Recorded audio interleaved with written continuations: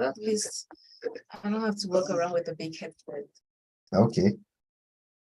So only that one. Yeah, only this one that I have to put the mic on occasionally. No, I think the no. microphone is on right now.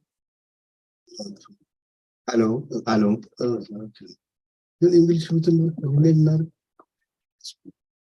እንትን ስላለው ዳይሬክት ነው። እሺ just wait.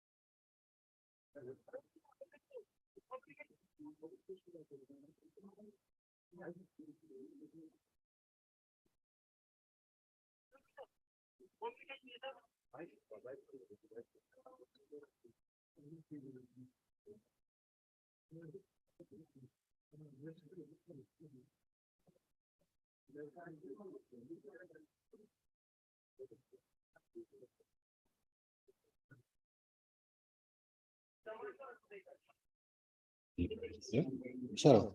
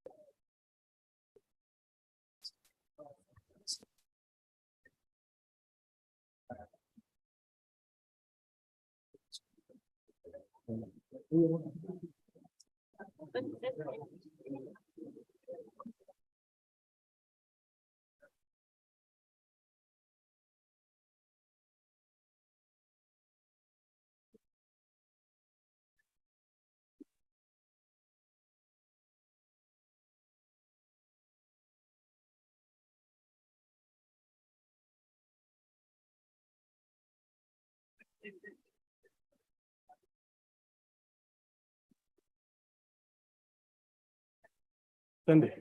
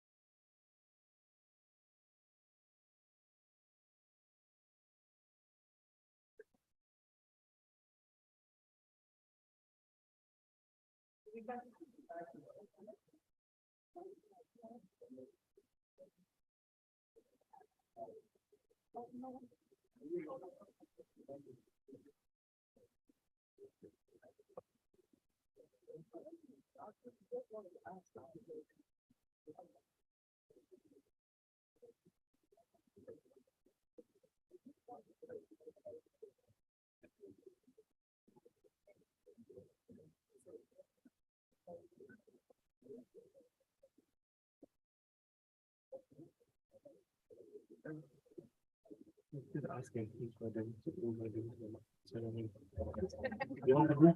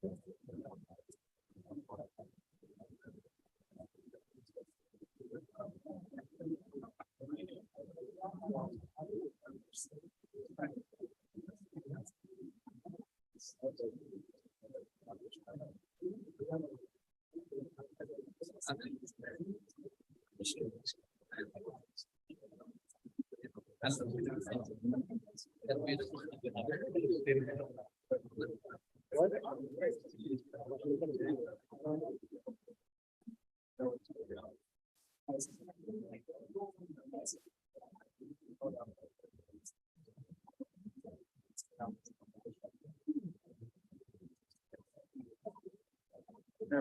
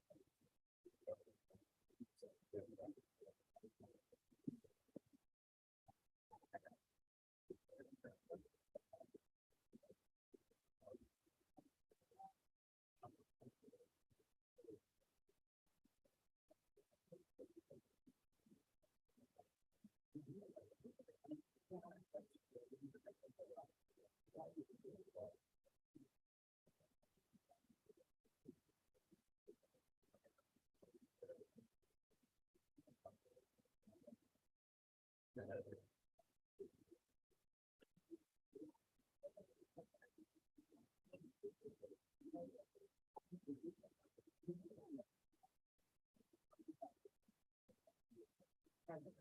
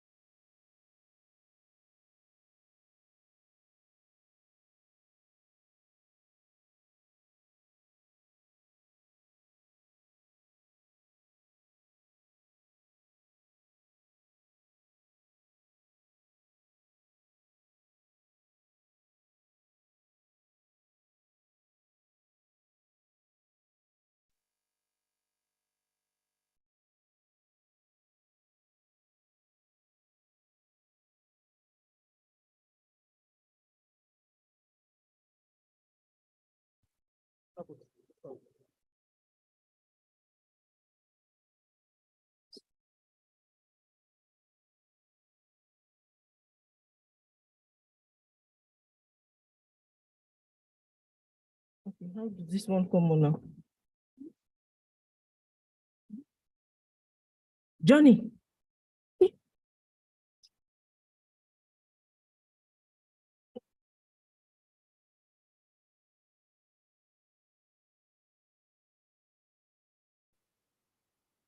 Is it on?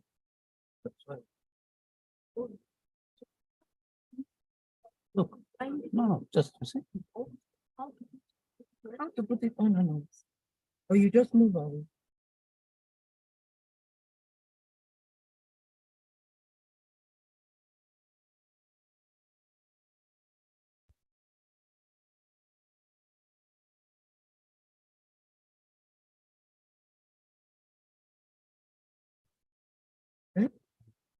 No, I don't know. Yeah, but So it doesn't yes, go. I think. But it's there, it's something that is done. Mhm. Yeah.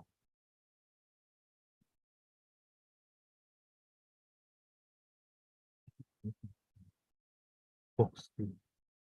No, I'm calling also. Hmm? I'm calling. But this is it. What is it? You don't stand up. Huh? No, we need it. It's okay. For purpose, then. So if I stand there, you Oh, find yeah, it's what for her? Only. No, no, no. no, they go, they bring.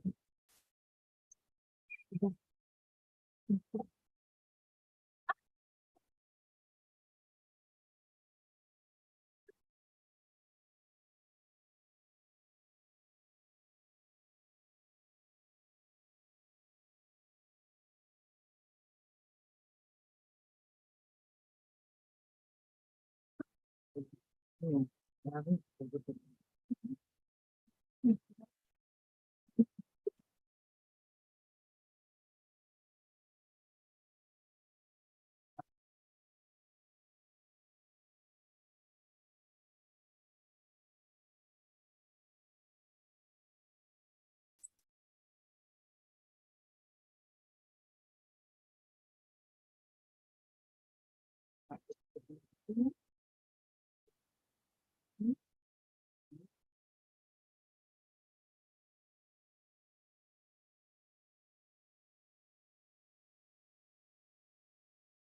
The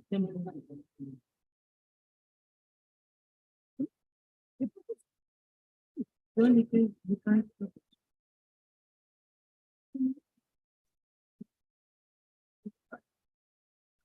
From the books. I said that it's okay. I give it. Good. For the books and pieces. So,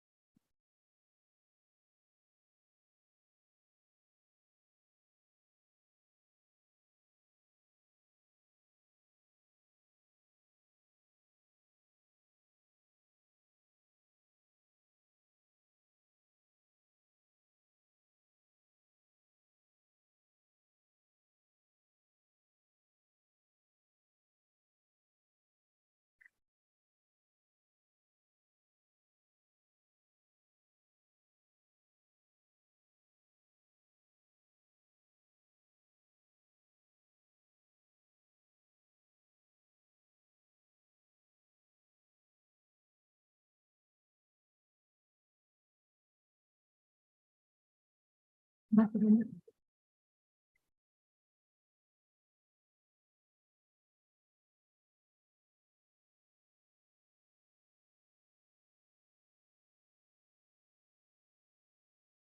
you put it- put it on the book now. Maybe put it on our- See, you're not- yeah, well, he's sitting here. You need to come out. You need to put it on our- It's sitting here. I don't know. Oh, the I'm the guest. I think the I'm the guest. The I'm the guest. Oh, the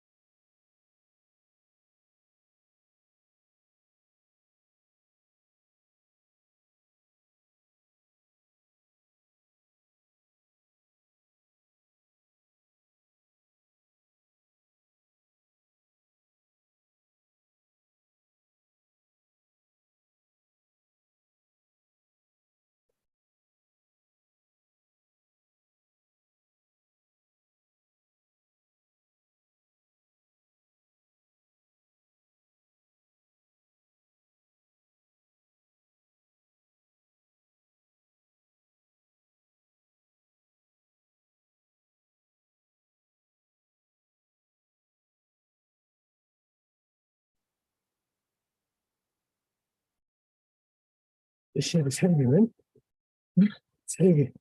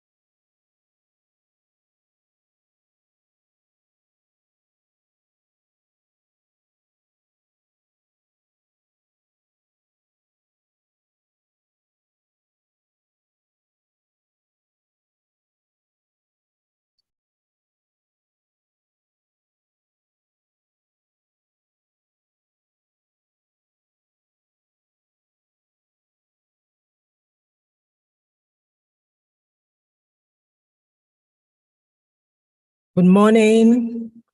Can we please take our seat?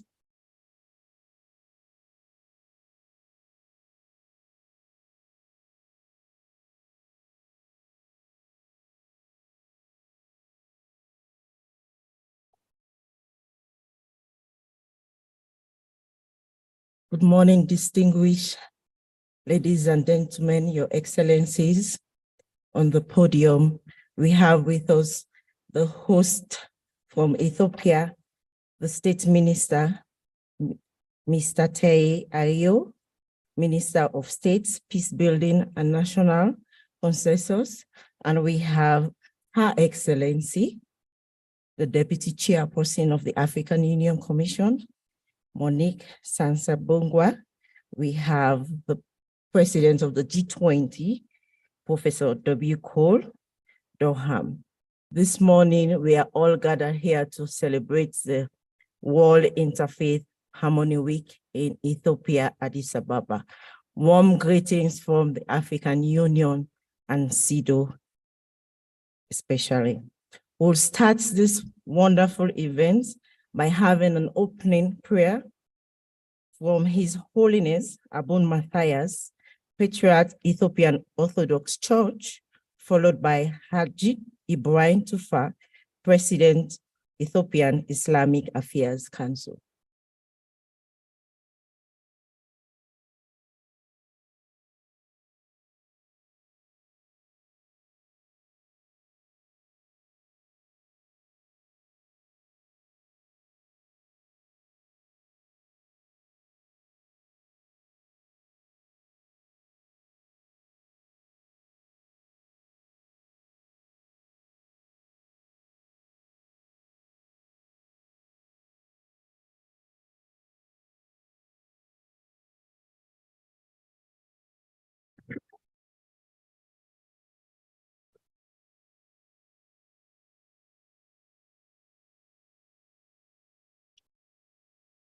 በስመ አብ ወወልድ ወመንፈስ ቅዱስ አሐዱ አምላክ። ሁላችሁም ለጸሎት ብትነሱ ደስ ይለናል። I'm going to pray in Amharic, and maybe the Hajis will be pray his prayer. በስመ አብ ወወልድ ወመንፈስ ቅዱስ አሐዱ አምላክ አሜን። የምሕረት የቸርነት የይቅርታ ባለቤት እግዚአብሔር አምላካችን ምሕረትህ ቸርነትህ ይቅርታህ የአባትነት ፍቅርህ ከኛ ጋር ሆኖልን በዚህ ሰዓት በዚህ ታላቅ ቦታ ከጠቅላላ አፍሪካ ተሰብስበን በፊትህ ሆነናልና በመካከላችን ተገኝተህ ምሕረትህን ቸርነትህን ይቅርታህን የአባትነት ፍቅርህን እንድታፈስልን እንለምንሃለን። እግዚአብሔር ሆይ ይሄ ጊዜ ዓለማችን በጭንቀት የሚገኝበት ጊዜ ነው። ጦርነት፣ ረሃብ፣ ድርቅ፣ ቸነፈር ተለያየ መልክ የሰው ልጅ እየተንገላታ ይገኛል። ይህ ደግሞ ያንተ ዓላማ አይደለም። ስለዚህ እግዚአብሔር ሆይ በዚህ ሰዓት በዚህ የተሰበሰብነው ሁላችን በአርአያህና በአምሳልህ ለፈጠርከው የሰው ልጅ መልካም የሆነ ነገር የሚወጣበት ያንተ ሐሳብ ያንተ ፈቃድ የሚከናወንበት ምድራችን በበረከት የምትጎበኝበት የእያንዳንዳችን አይምሮና ሐሳብ ካንተ ሐሳብ ጋር የሚገናኝበት እንድታደርግልን እንለምንሃለን።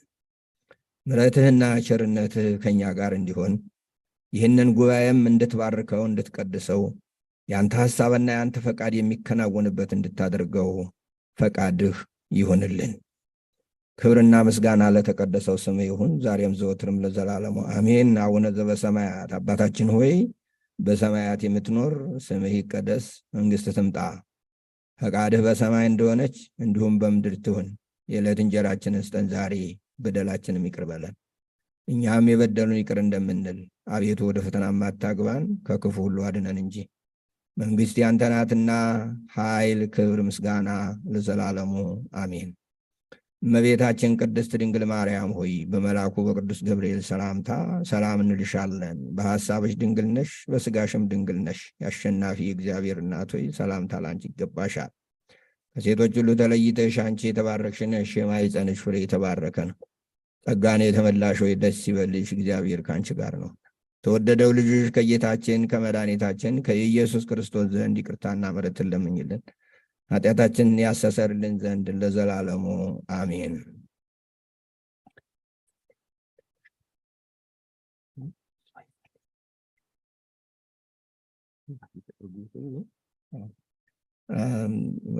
ልትቀመጡ ትችላላችሁ። ትንሽ ከቅዱስ ፓትርያርኩ የተላከች መልእክት ስላለችን ሰላምታ እንዳቀርብ እሷን እንትን እላለሁ። የተከበራችሁ በዚህ ቦታ የተገኛችሁ ሁላችሁ ብፁዕ ቅዱስ ፓትርያርክ አቡነ ማትያስ ፓትርያርክ ርዕሰ ሊቃነ ጳጳሳት ዘኢትዮጵያ ሊቀ ጳጳስ ዘአክሱም ወዕጨጌ ዘመንበረ ተክለ ሃይማኖት ሊመጡ ነበረ። የጾም ወቅት ስለሆነ በዚህ መገኘት አልቻሉምና እንዲሁ በዚህ ስብሰባ ስለተገኘን እግዚአብሔር እናመሰግናለንና ቡራኪያቸው ይድረሳችሁ የከበረ ሰላምታ አቅርበዋል። እዚህ ስንገኝ የሃይማኖት ተቋማት ነው ይሄ እና ሃይማኖት የሚባለው ለሰው ልጅ ተልኮ ምንድን ነው? የሰው ልጅ ተልኮ በዚህ ምድር ላይ ሲኖር ምንድን ነው? ዓላማችንስ ምንድን ነው? ሰው ምንድን ነው በዚህ ምድር ላይ? መቼም ተልኳችን የጌታችን የኢየሱስ ክርስቶስ ተልኮ እንደሆነ እናምናለን። በተለይ ክርስቲያኖች ጌታ የመጀመሪያ የሥራ መጀመሪያ ያደረገው ወንጌል ለድሆች እንዲሰበክ፣ እስረኞች እንዲፈቱ፣ እናም ደግሞ የእግዚአብሔር ጽድቅና መንግሥት በምድር ላይ እንዲሰፍን ነው። ዛሬ እምነት በዚህ ምድር ላይ ይህንን የማድረግ አቅም አንሶታል። በፖለቲካ ተውጧል፣ በዘር በቋንቋ ተበክሏል። ከዚህ የተነሳ ዛሬ የሃይማኖት ሰዎች ተልኳችን እንድንወጣ ጥሪ እናቀርባለን። ከዚህ የተነሳ የምንኖርለት ዓላማስ ምንድን ነው? ምንድን ነው የሰው ልጅ የሚኖርለት ዓላማ? ሰው ዘላለማዊ ነው ሲባል እግዚአብሔር ዘላለማዊ ከሆነ የነበረና ያለ የሚኖር ከሆነ ሰውም በዚያው ልክ በእግዚአብሔር ልብ የነበረ አሁንም ያለ ወደፊትም ለዘላለም የሚኖር ከሆነ ከሁሉ በላይ የሰው ልጅ ክቡር ነው። ዛሬ በዘመናችን የሰው ልጅ ከሁሉ አንሶ የሚታይበት ምልክት እየታየ ነው። በተለይም በዚህ በታዳጊው ዓለም የምንኖር እኛ አማኞች የሰውን ክብር ምን ያህል ማክበር እንዳለብን ዛሬ ቤተክርስቲያን ጥሪ ታቀርባለች። ከሁሉ ያነሰ ሆኖ እየታየ ነው። ከሁሉ በላይ የነበረው ሰው ከሁሉ ያነሰ ሆኖ እየታየ ነው። ስለዚህ ዛሬ ሰው በተለያየ መልኩ ወድቆ ይታያል። ከቋንቋ በታይ ነው፣ ከጎሳ በታች ነው፣ ከሁሉ በታች ሆኗል። ግን ሰው ከሁሉ በላይ ነበር። ዛሬ የእምነት ሰዎች የሰውን ክቡርነት እንድናከብር ቤተክርስቲያን ጥሪ ታቀርባለች። ይሄ ጊዜ የሰው ክቡርነት፣ የሰው ክብር፣ የሰው ከፍታ የሚታይበት ሊሆን ይገባል። ስለዚህ በዚህ ጉባኤ ይህንን እንደምታደርጉ ተስፋ እናደርጋለን። እግዚአብሔር አምላካችን ኢትዮጵያንና አፍሪካን ይባርክ፣ ዓለምን ይባርክልን። የእግዚአብሔር ጸጋ ከእናንተ ጋር ይሁን። ስብሰባችሁን እግዚአብሔር ይባርክ።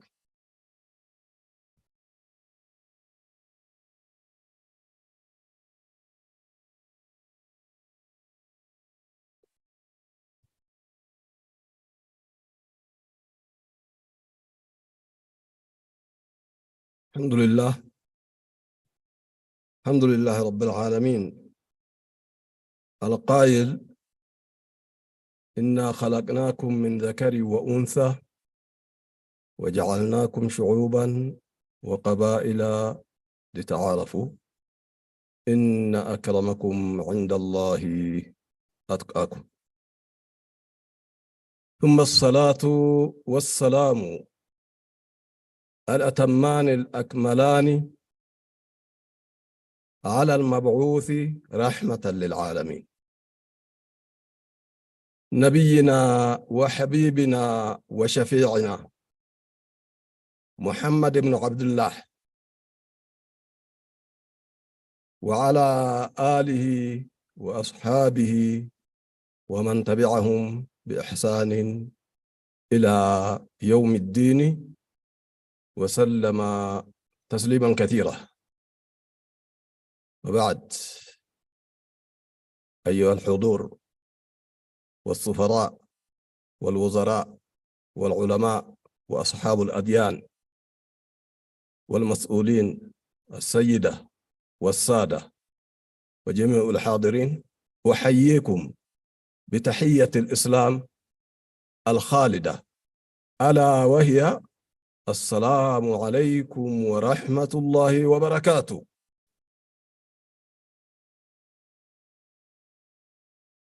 أيها الحضور، إن الله سبحانه وتعالى خلق الأرض وجعل الإنسان فيها مستخلفا كي يحييها ويعمرها، وخلق العديد من القبائل والأمم والشعوب المختلفة في أشياء كثيرة، وقد تكون هذه الاختلافات جذرية. ومن الأشياء التي تميز الشعوب والأشخاص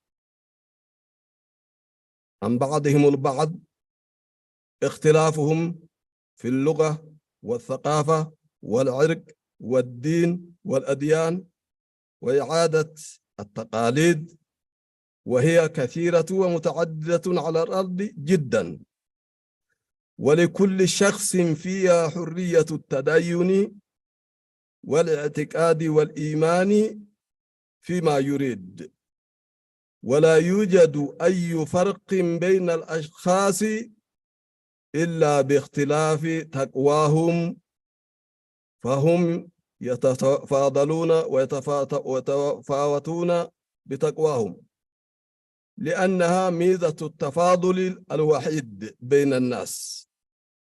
ولهذا لابد أن يكون هناك تعايش بين الأديان كي يعيش أهل الأرض بكل سلام.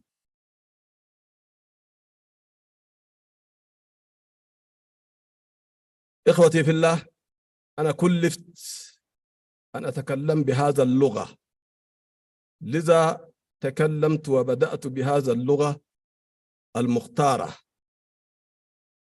فلا أريد أن أطول عليكم، فكلكم تعرفون مدى تعايش السلمي بين الأديان وبين بني الإنسان جميعا. كلنا إذا تمسكنا ديننا وأدياننا الحقيقي، تمسك الحقيقي الدين السماوية، ما نتخالف، وخاصة في السلم، وخاصة في أنواع الظلم. لذا فلنتمسك ديننا كما أنزل الله سبحانه وتعالى. ندعو الله سبحانه وتعالى أن يوحد كلمتنا وأن يثبت أمننا وأماننا وأن يعيننا على الحق في كل مجال وفي كل مكان وأعاذنا من الظلم والضغط والاضطهاد في كل المكان وفي كل المجال في العالم أجمع. ربنا آتنا في الدنيا حسنة وفي الآخرة حسنة وقنا عذاب النار. وصلى اللهم وسلم على نبينا محمد وعلى آله وصحبه أجمعين. አልደግምም በዚህ ቃል አላህን እንድለምን ዱዓ እንዳደርግ መመሪያ ስለተሰጠኝ ነው ወደ አረበኛ የገባሁት እንጂ ቋንቋዬም እንደምታውቁት ይሄው ነውና ያው በዛም ሆነ በዚህም እምንለምነው አንድ ፈጣሪ አንድ አላህ እስከሆነ ድረስ አላህ የሁሉም ቋንቋ ባለቤት እንደሆነ መጠን ሁላችንም የዘመናችንን ፈተና አላህ ያስወግድልን ነው ያልነው። ምንም ነገር የለምና እኛ ያወቅነው ያላወቅነው የመጣውን ያልመጣውን ሁሉ ከመሬት የሚወጣ ፈተናና ከሰማይ የሚወርድ ከኛ ክፋት በእኛ ሰበብ የምትወርደውን ፈተናውን ሁሉ አላህ ያስወግድልን። ሀገራችንን ዓለማችንን አላህ ይጠብቅልን። አንድነታችን አላህ ያጠናክርልን።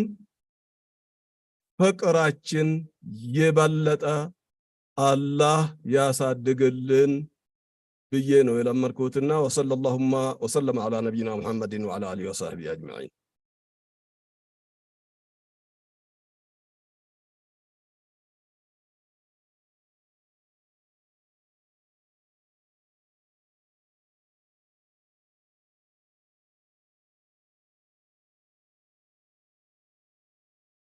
Thank you very much, His Holiness and Hajj Ibrahim.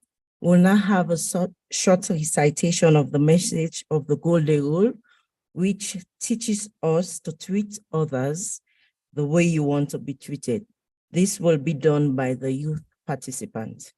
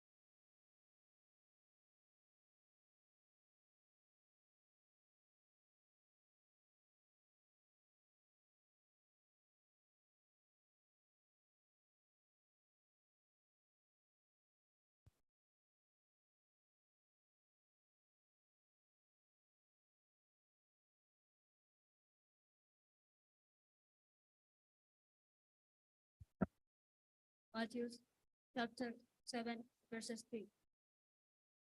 Judaism. What is hateful to you? Do not do to your neighbor. This is whole Torah. All the rest is lamb. Not one of you truly believe until you wish for others what you wish for yourself. The Prophet Muhammad. peace be upon him.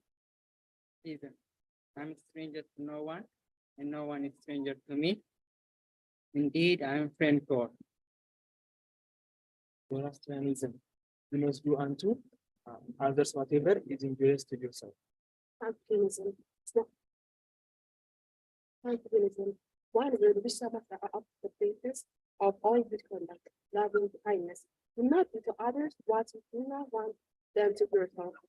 Child, regard your neighbor's gain as your own gain, and your neighbor's loss as your own loss.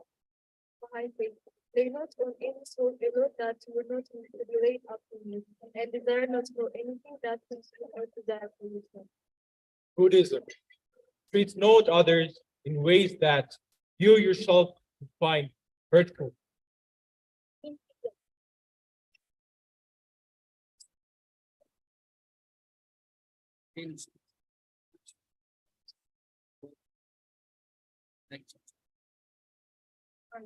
The offering is that the same way or exclusive which we are in part. Militarism and spirituality. We are as much alive as we keep the earth alive.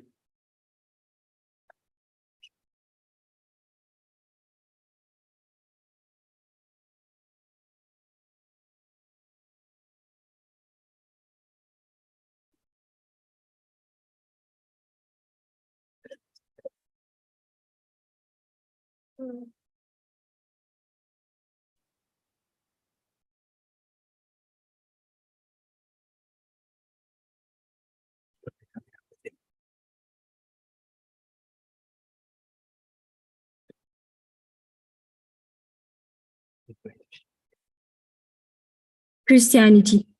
In everything, do to others as you would have them to do to you, for this is law and the prophet.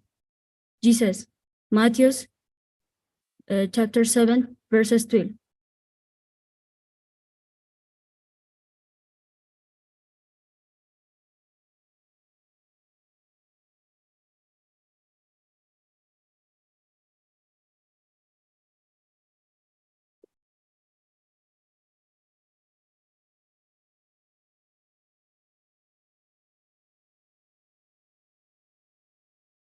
Judaism.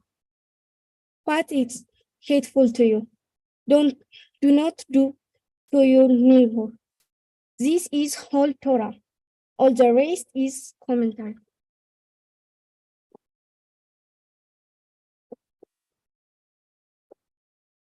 Islam. Not one of you truly believes until you wish for others what you wish for yourself. The Prophet Muhammad, peace be upon him.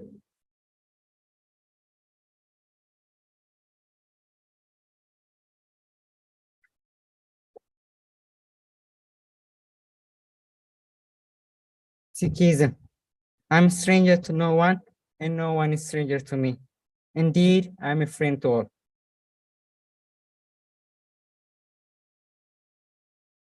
Zoroastrianism. Do not do unto others whatever is injurious to yourself.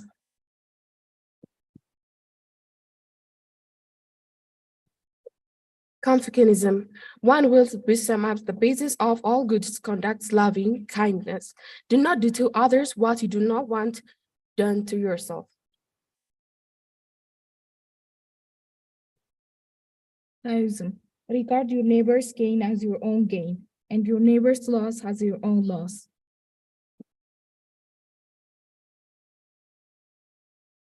Baha'i faith.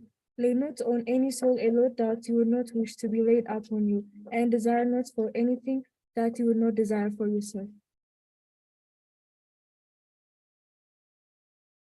Buddhism. Treat not others in ways that you yourself would find hurtful.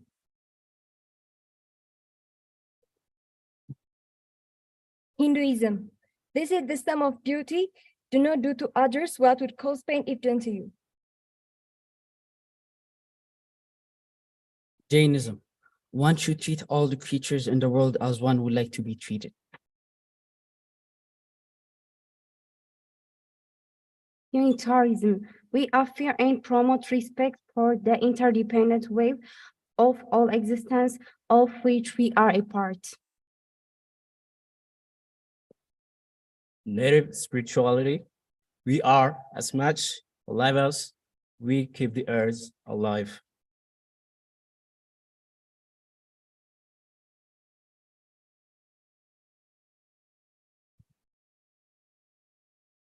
Thank you very much to the youth for that insightful message of the golden rule of how we should treat others. We'll now have the welcoming remarks from the organizers. First up, we'll have the remarks from the Secretary General of the Interreligious Council of Ethiopia, like Tigahun Tige Tadesi.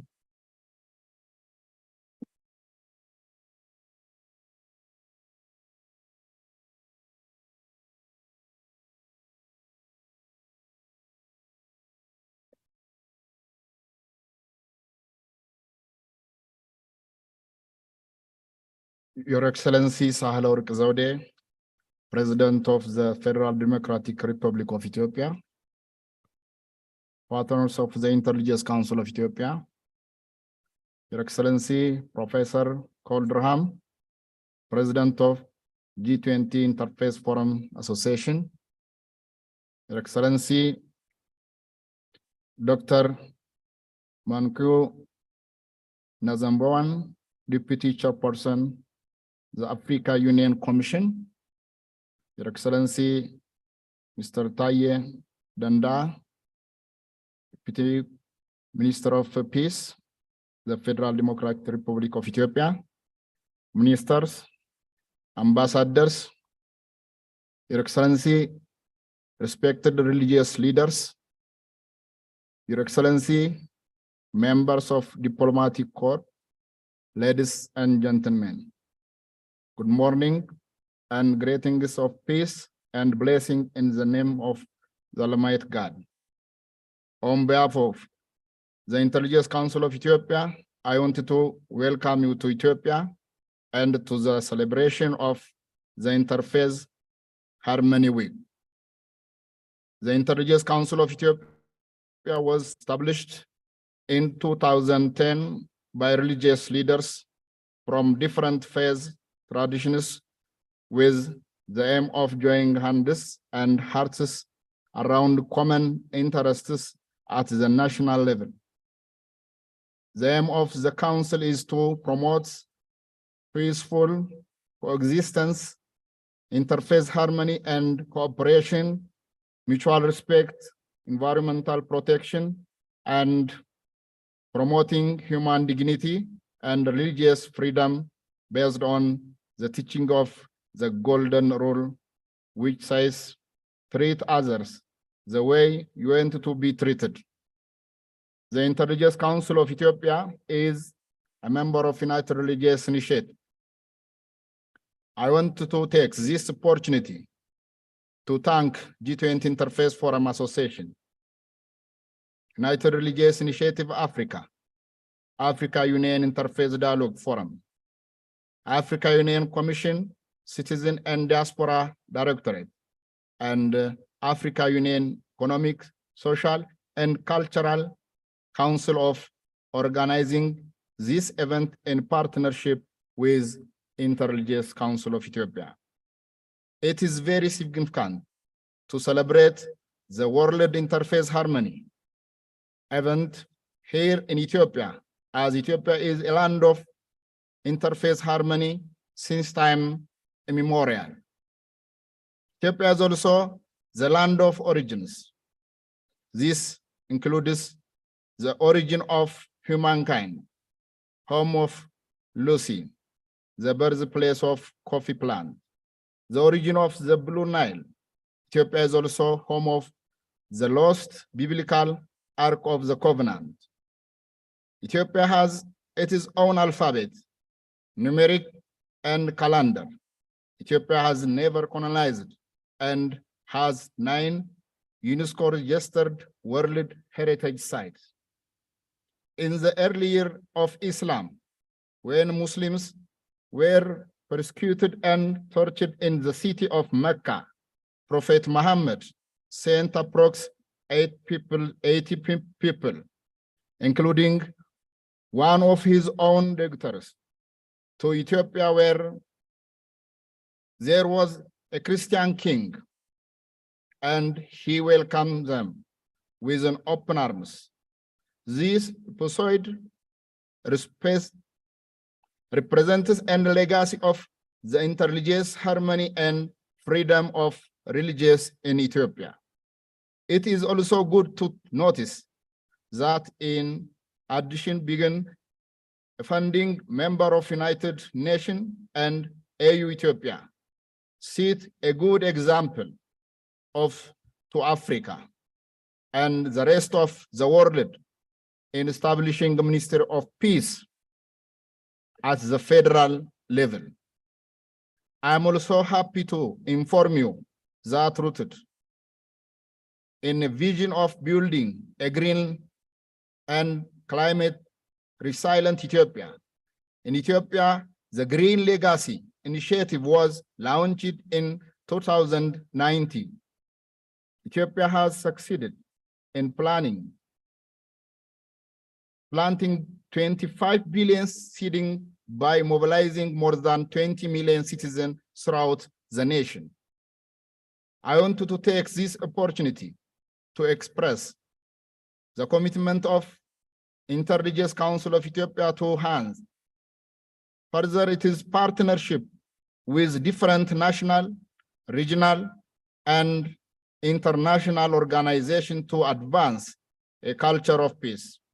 Interfaith dialogue, environmental protection, and implementing the Agenda 2063.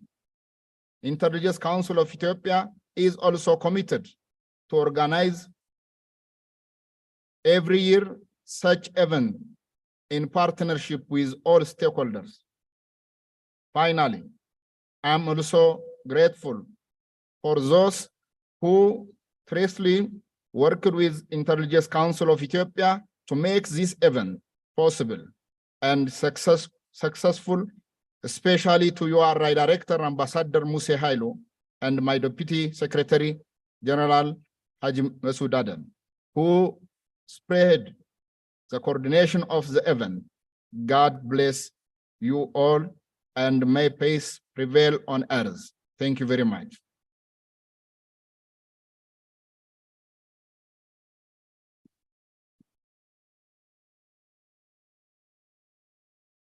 Thank you very much, Secretary General. Next up, we'll have Professor W. Cole Durham Jr., President of the G20 Interfaith Forum.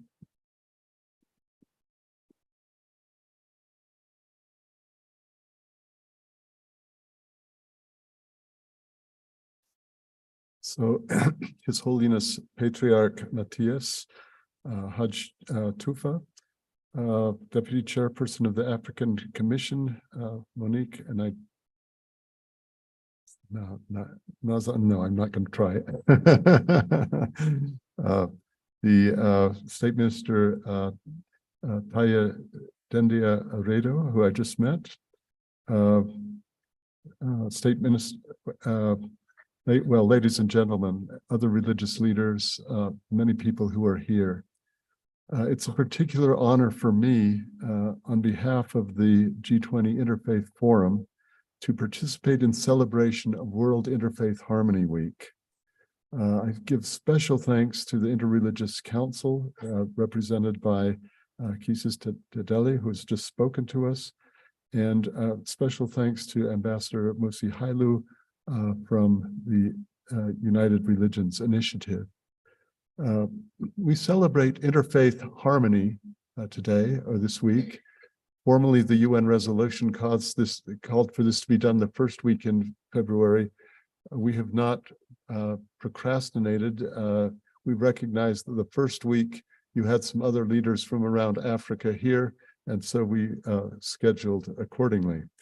But the interfaith harmony is an ideal that we celebrate, but it's also a goal to be advanced. In many ways, interfaith harmony, we speak of interfaith dialogue. That is one way to bring about harmony. I believe even more in diapraxis, that is working together on common projects for the common good.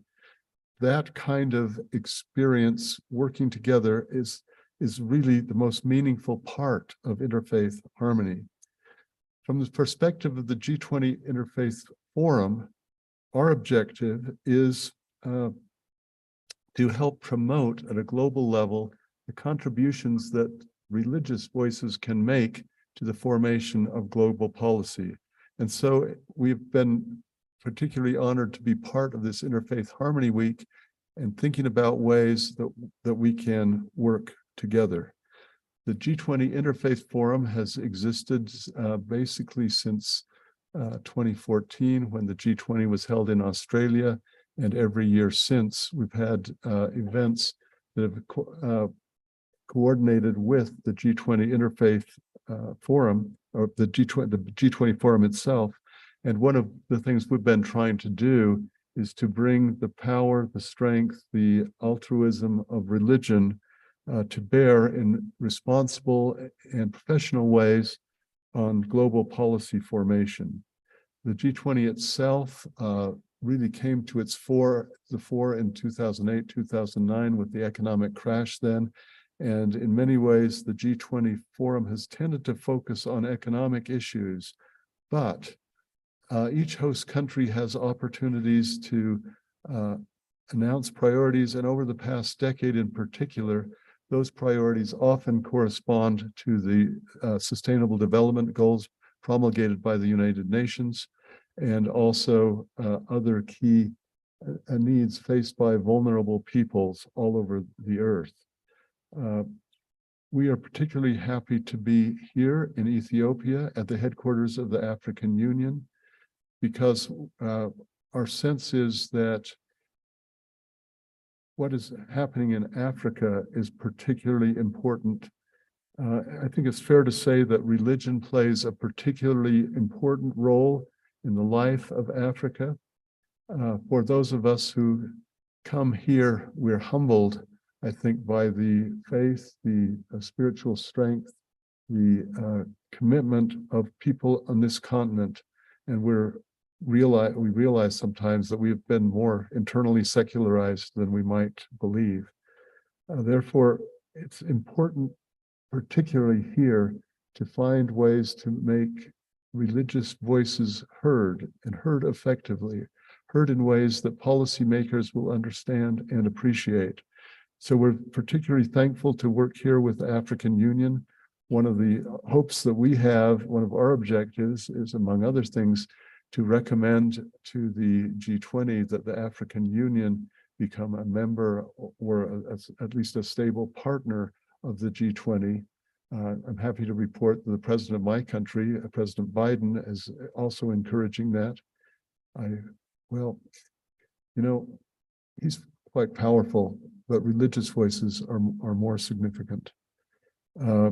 Today, we will, after the opening sessions this morning, we will have some breakout sessions this afternoon that will focus on some, but not all, of the key issues. But our hope is that we can be listening to the heart of Africa, that we can have some sense for what it is that people from this great continent, what they believe, what they need. This is critical for the world.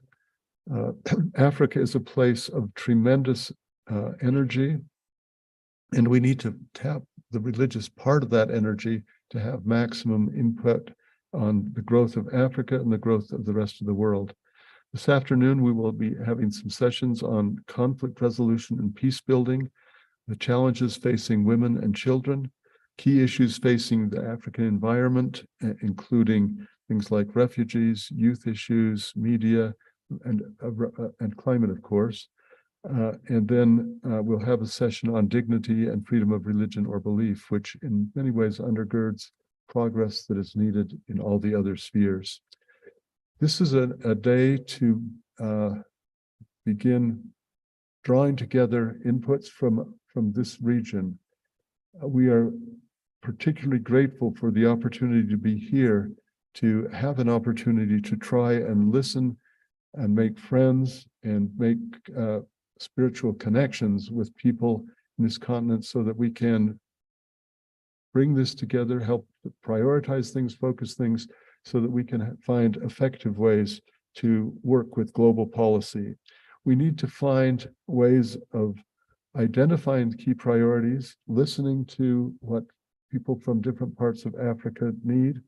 We need to think about partnership among religious communities and partnerships with public authorities and so forth. This is part of achieving real global progress, achieving things like the seemingly impossible goals of the Sustainable Development Goals. Religion is going to play an important role. Let me quickly conclude. Africa is a continent with tremendous resources, tremendous energy. The power of religious faith is one of its greatest resources.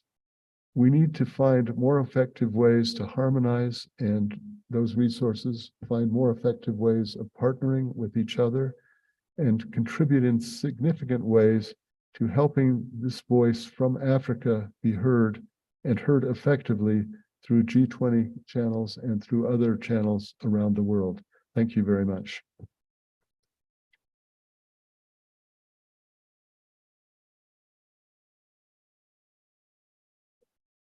Thank you very much, Professor Cole. We'll now have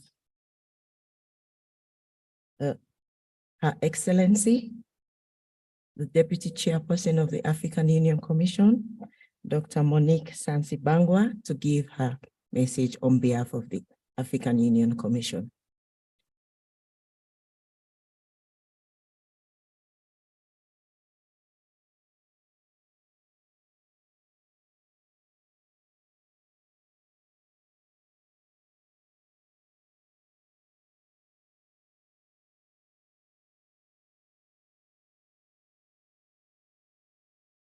Your Excellency, Sally Work, the President of the Federal Democratic Republic of Ethiopia.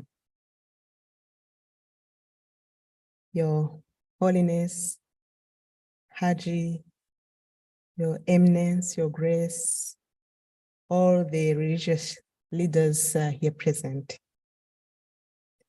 Honorable Taye Dendea Aredo, State Minister for Peace Building and National Consensus.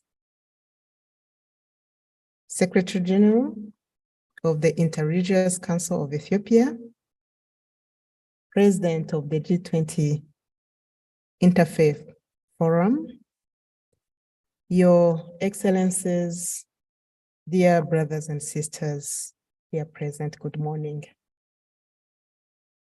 On behalf of the Commission and on behalf of the Chairperson of the Commission, His Excellency Musa Faki Mahamat, I'm honored to speak to you today on the occasion of World Interfaith Harmony Week, and I'm pleased to address you on the importance of interfaith harmony for a prosperous Africa. The African continent is a rich, melting pot of diverse cultures, religions, faiths, and traditions. It is this diversity that makes us unique and gives us strength. However, it is also true that differences in religion and belief can lead to conflict and division. Time and time again, we have seen hate-fueled differences fragment our societies and our ability to live together in peaceful harmony. The strengths in our differences is a theme of great importance, nonetheless seldom discussed. The longest serving First Lady of the United States of America, Eleanor Roosevelt, once said that, and I quote, "It isn't enough to talk about peace. One must believe in it. And it isn't enough to believe in it. One must work at it." End of quote. In this same spirit, the African Union Commission recognizes the importance of promoting interfaith harmony as a means of fostering peace and development on our continent, hence the creation of Interfaith Dialogue Forum for the promotion of sustainable peace through religion. It is through dialogue, understanding, and mutual respect for each other that we can build bridges and work together for the common good of all Africans. Your Excellencies, distinguished ladies and gentlemen, this year's theme for World Interfaith Harmony Week, which is reaching out in solidarity, compassion, and trust, reminds us that we must look beyond our differences and recognize our shared humanity. It also reminds us of the importance of working together to address the challenges facing our continent, such as poverty, conflict, and climate change. It's in this regard that I am pleased to share a recommendation of this meeting, which is to include the African Union as a member of the G20 Interfaith Forum. This is a great opportunity for us to engage with leaders from different faiths and cultures and to learn from their experiences as we also participate in shaping global policy.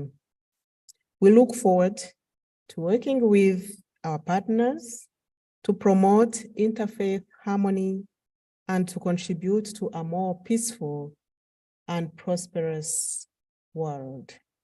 In conclusion, let us remember that we are all one human family, united in our common desire for peace and prosperity.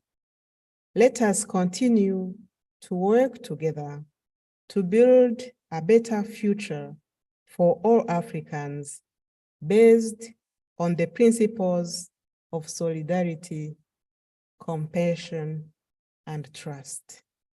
I thank you for your kind attention.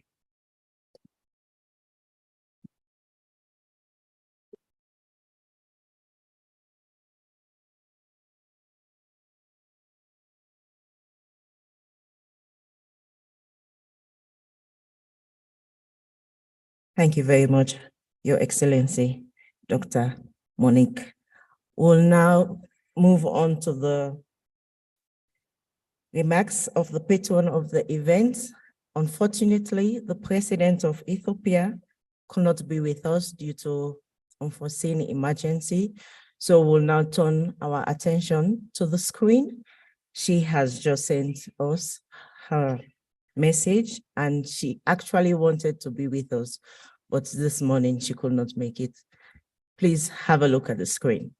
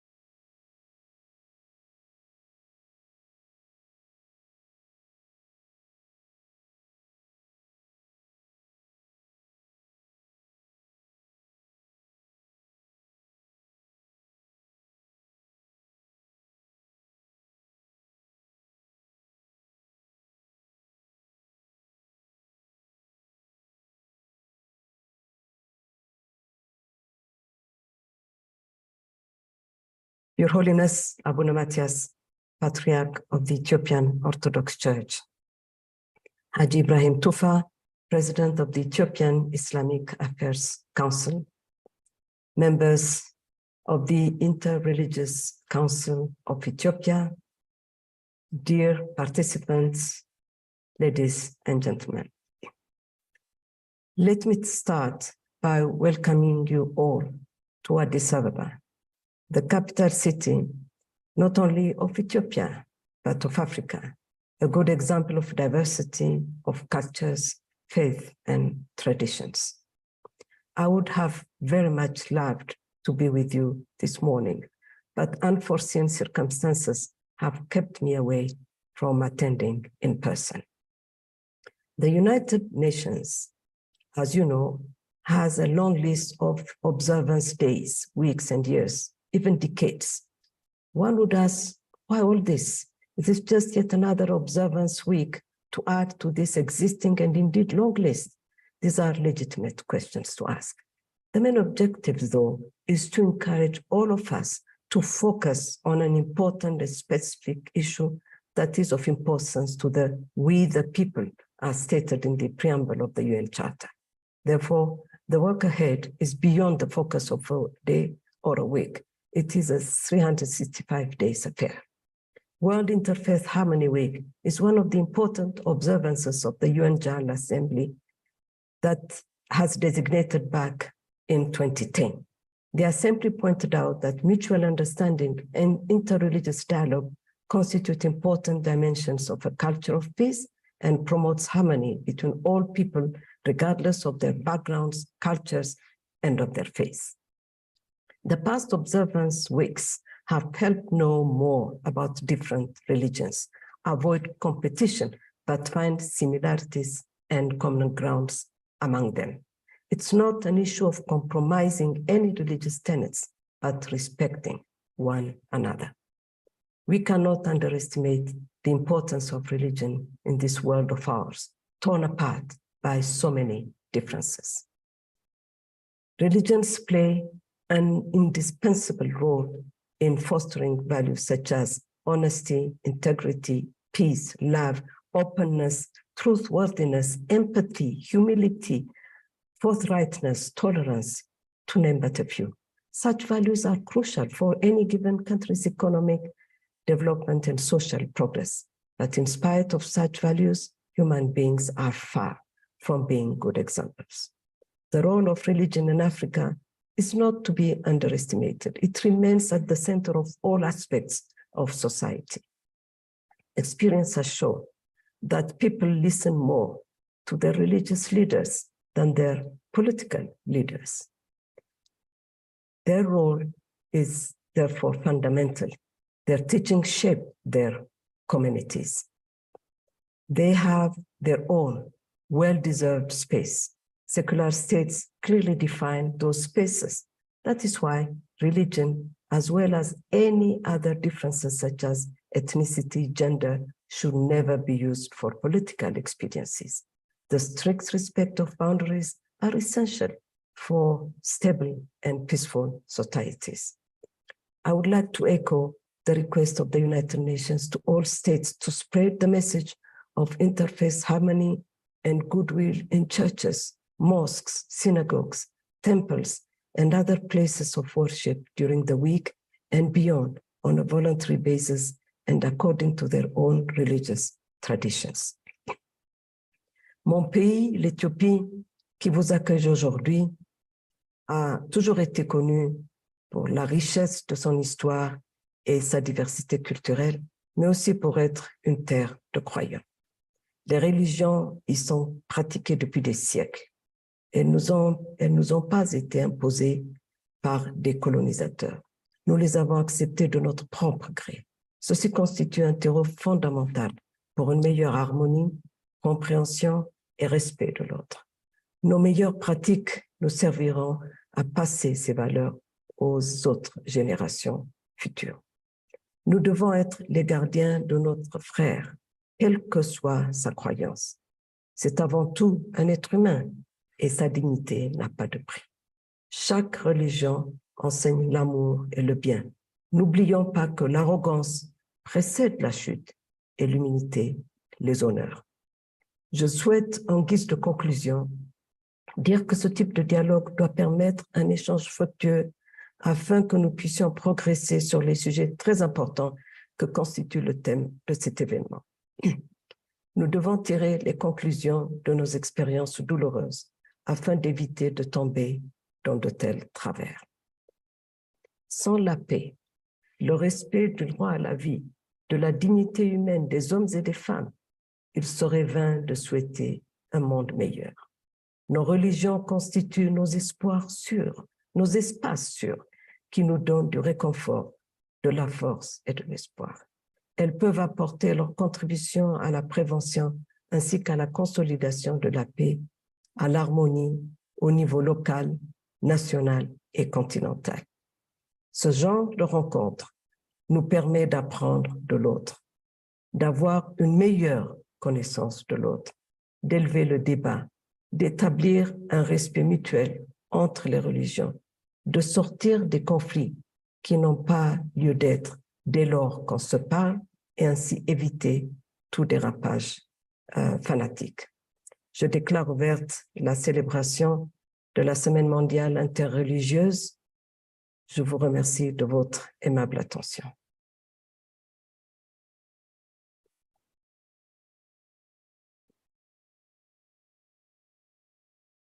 That was the official opening remarks by the patron of the event, Her Excellency Saleh Wokziwe, President of the Federal Democratic Republic of Ethiopia. We have now come to the end of the opening session and will kindly ask Her Excellency, Deputy Chairperson, to have a family photo outside in front of the Nelson Mandela Hall with the G20 presidents, the State Minister, the Secretary General, and the Intelligence Council of Ethiopia. So if you allow them to please exit the room first as protocol deserve. Thank you very much. Then we'll break for tea break. Thank you.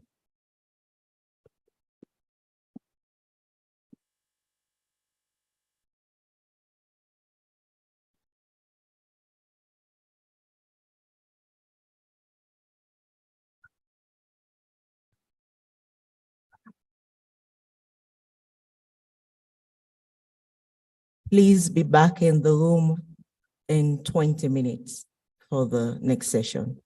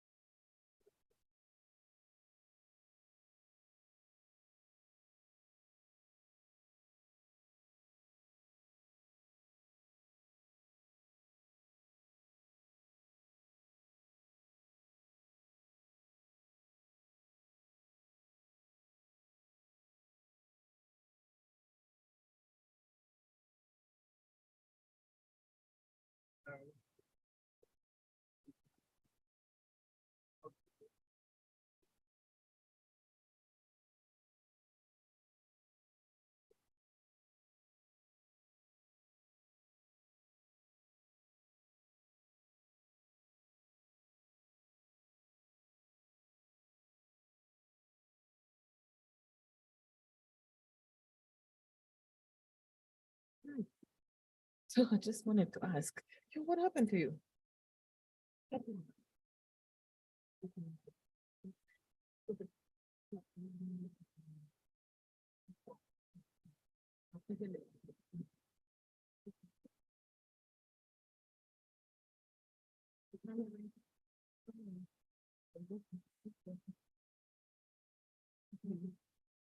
Yeah.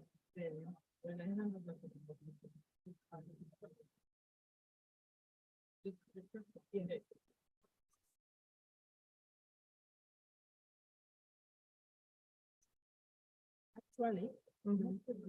these ones are good.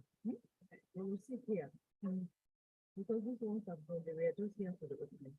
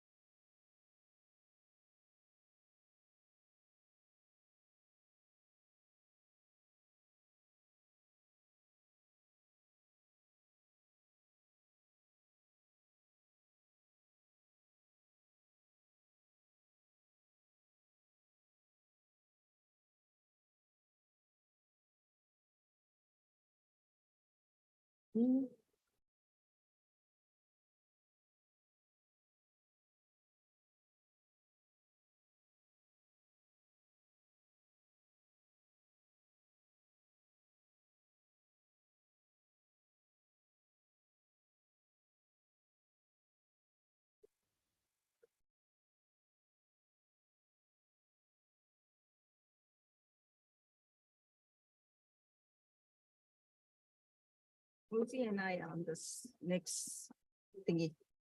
You're speaking into the speaker. It doesn't work. You have to switch it back to the- Yes. So hi.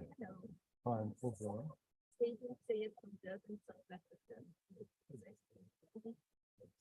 The king wants to speak.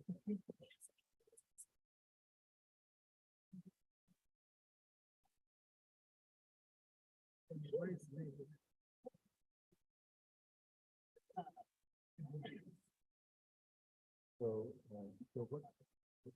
Said something like this. So he's on this next panel. Yeah, so the question is, do you want this next panel to sit up here?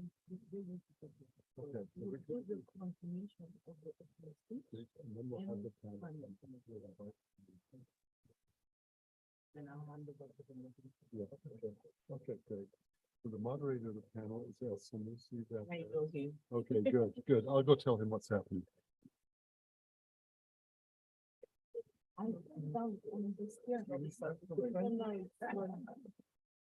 Do you still want me to go?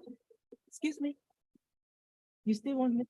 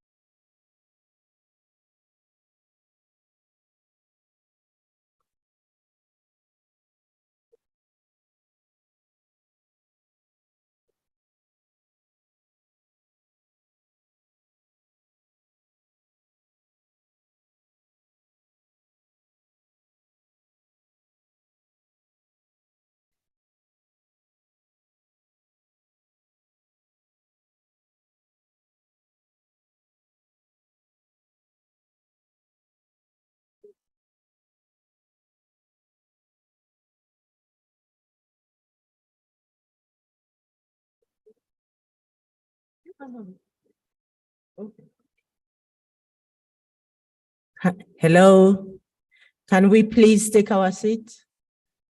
We are a little behind time, so let's manage your time wisely. Can we settle down, please?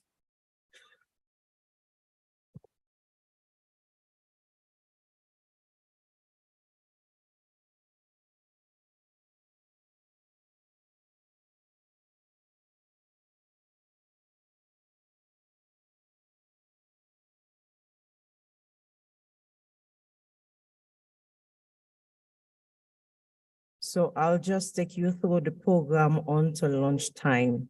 We'll continue with some welcome remarks, then we'll have the first panel discussion, then we'll break out for lunch. So in that regard, I'll now call on Sidunisa Said, a representative of the African Union Interfaith Dialogue Forum, and she will give her welcoming remarks on behalf of the Interfaith Steering Committee of the African Union Interfaith Dialogue Forum. Saidu.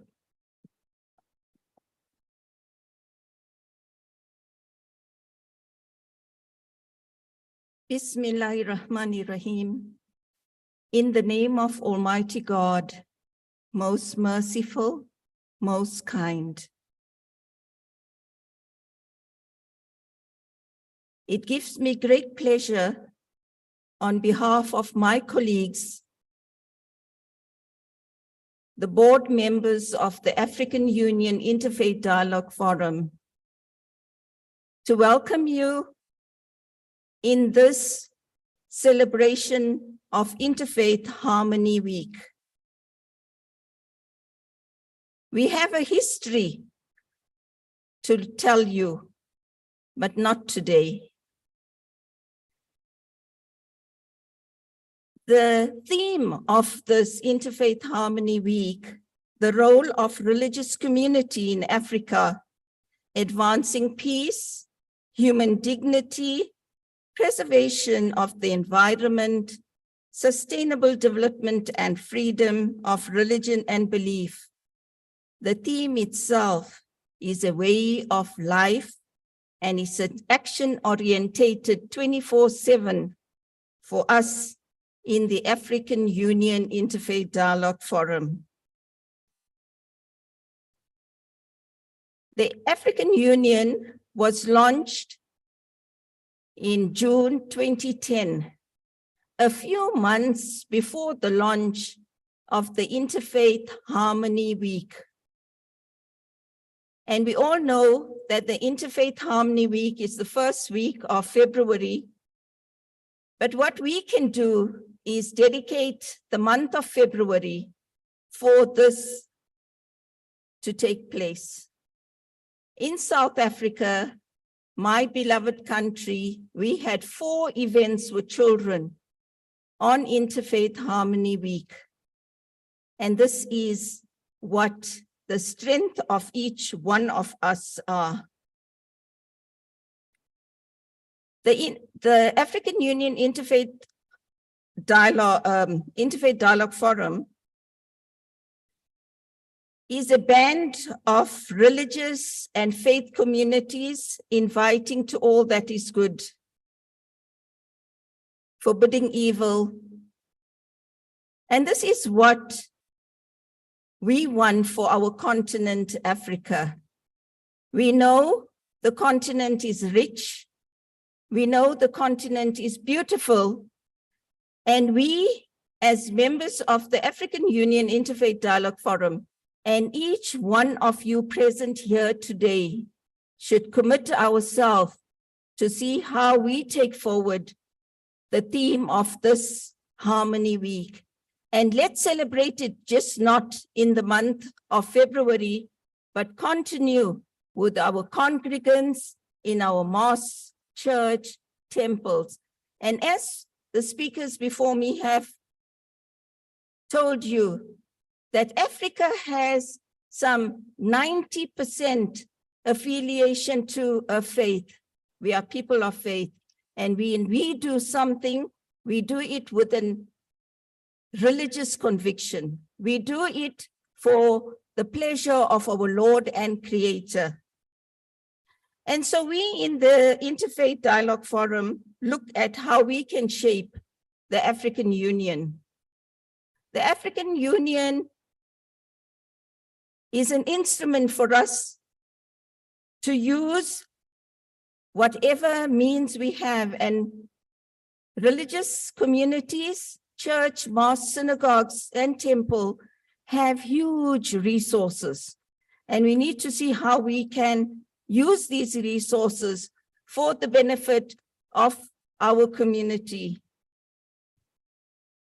We all know of the challenges that we face in this continent of Africa. But put the challenges aside and let's see how we can look at all the positives that we have. Let's celebrate and enhance those positive. Just being here today is a positive for us to take back. Religion just doesn't inspire. Like I mentioned, the theme is for us to walk and talk every day of our existence on this. But we have to do this with three things in mind: justice, truth, and peace. If these elements are not there, we can go on and on and on. And those seeds that we plant are not going to be fruit-bearing. So my colleagues and I are looking at how we can up our visibility. We come from East, West, North, South, and Central Africa. And we come from 11 countries. But we also need to see how we strengthen our region. On this World Harmony Week, I want to share a first-hand experience which took place in my own country, South Africa. We were reluctant to join force with the political parties that were part of the oppression of our country. But it is our great leader, Nelson Mandela, and we seated in this hall named after him. He taught us goodness and forgiveness. And he said, no one is born hating another person because of the color of his skin or his background or his religion. People learn to hate, and it comes naturally to the human heart if we learn to love. This was a quote from Nelson Mandela. And also Nelson Mandela said, it is in our hands to make the world a better place for everyone to live in. We at the African Union Interfaith Dialogue Forum are committed to making the world a better place for all to live in. We need to emphasize the importance of positive values, recognizing that each one, yes, each one of us are equal. We need to uphold our role and contribute to addressing the challenges of everyday life. That is acknowledging myself in relation to others. Can we just get along? Putting myself into another shoe, failing to respect another, non-violent alternative, building bridges of cooperation, understanding, and trust, working together to transform ourselves and transform our community and our continent, and then we will try our level best to see how we do it globally. We commit ourselves to respect the worth of all individuals, irrespective of social origin, race, gender, creed, nationality. We promote responsible freedom, the rule of law, and democracy. We want to also improve maternal well-being. We want to see how we can enhance sound family. We need to uphold honesty, integrity, and loyalty. Ensure harmony in belief, culture, and practice. We know the hostilities and the challenges of our continent, but we ask our Lord and Creator to make us instruments of peace and see how we can best address these challenges. Our world is sustained by three things: justice, truth, and peace.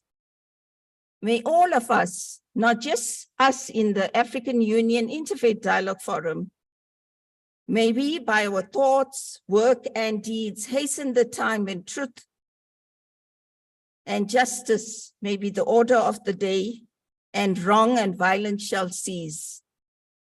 That there may be justice in our land, and especially in Africa, our continent, truth among all its people. May peace prevail on earth. If they ask us, what do you do?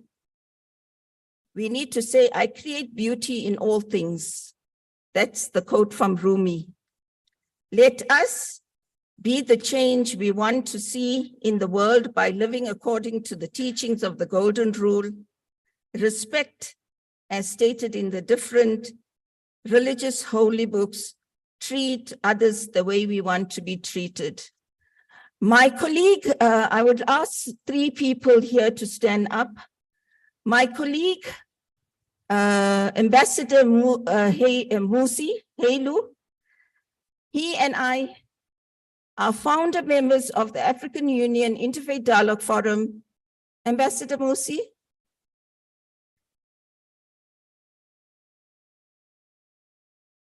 And I stand up, keep standing.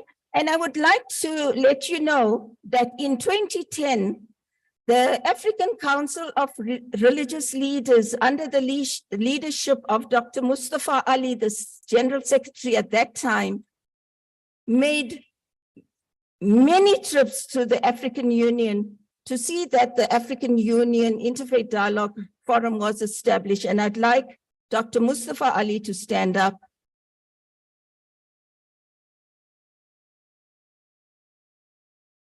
I don't want to marginalize anybody. If there's anyone here, or if you know anyone that was at the launch in Nigeria in 2010, please let them get in touch with us. We want to see how we revive this. I said we need to up our visibility. We want everyone in the continent of Africa to know that this is what we want for our continent, our region, our country. And so, on behalf of my colleagues from all 11 countries of Africa, I want you to enjoy the rest of the panel discussions and the days we are here. And may we, and I say it again, may we be the ambassadors of peace, truth, and justice. If we walk, talk, and live it, we'll be able to do this. May peace prevail on earth. Amen.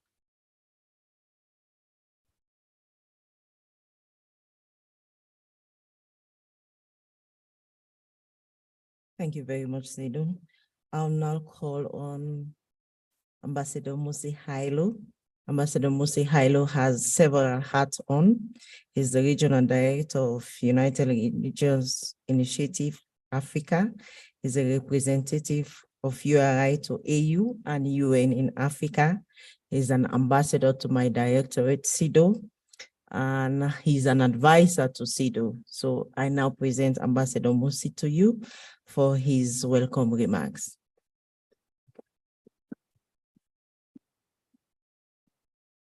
Thank you.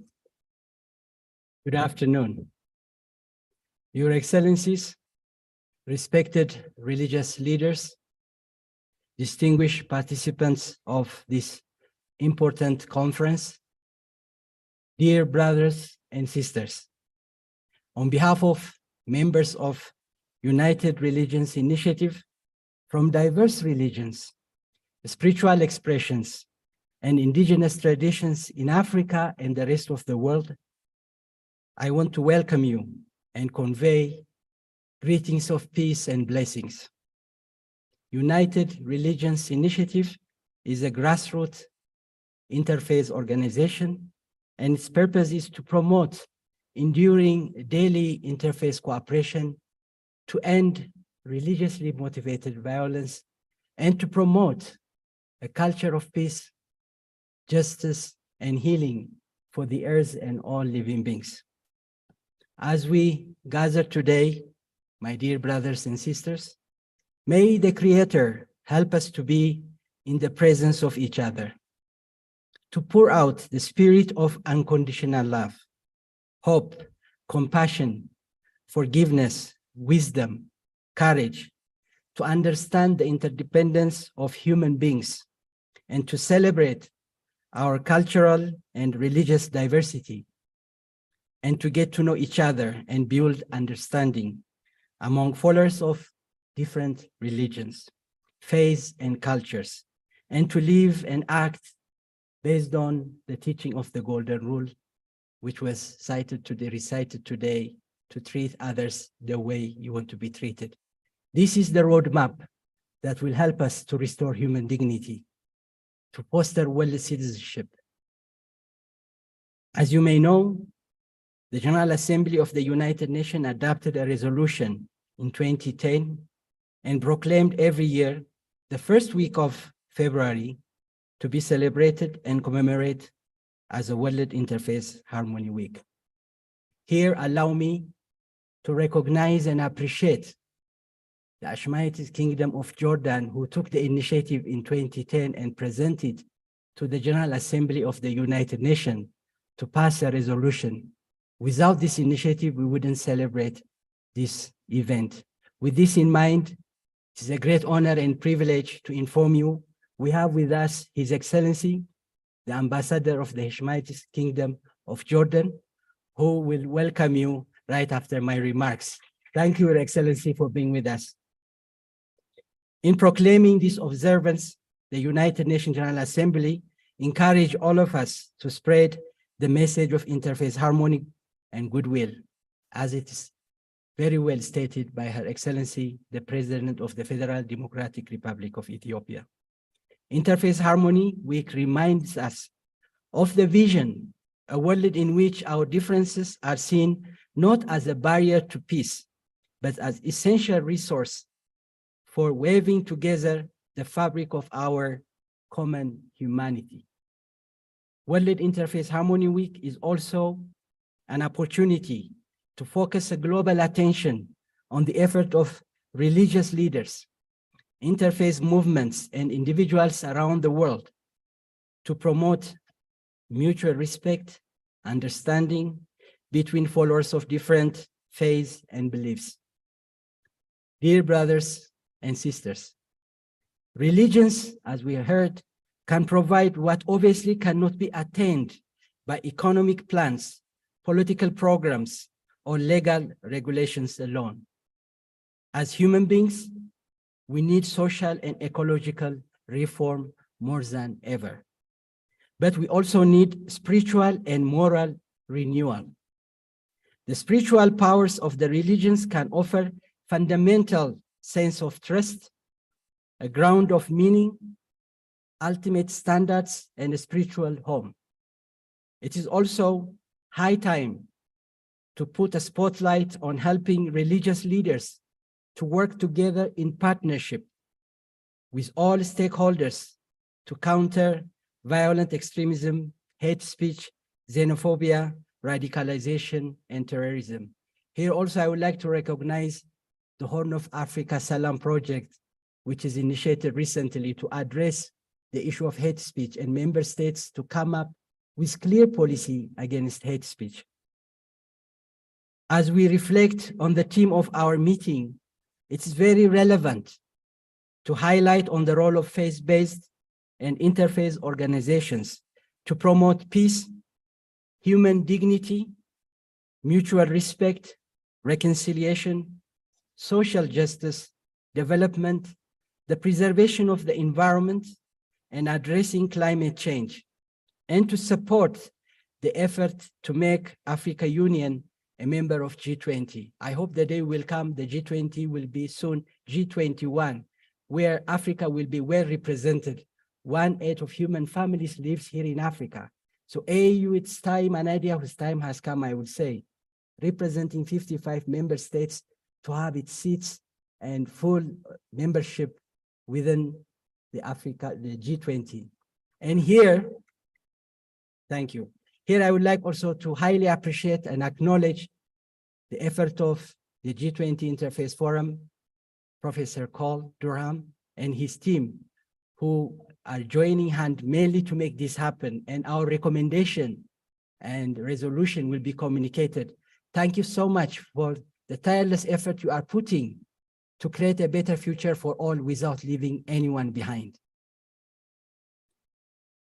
It will also provide an opportunity, this event, for cross-religious and faith discussions to make practical recommendations on various important topics such as urgent humanitarian and peace-building action, freedom of religion and belief, refugee and displaced population, the well-being of children, human security, and to counter violent extremism, hate speech, discrimination, xenophobia, and terrorism, as I highlighted earlier.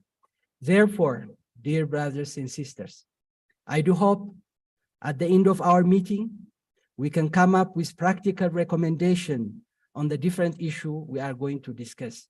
This is the beginning of the long journey we need to take on board. Finally, I want to say that as human beings, we have a special responsibility, especially with a view to future generation, for the earth, for the air, water, and soil.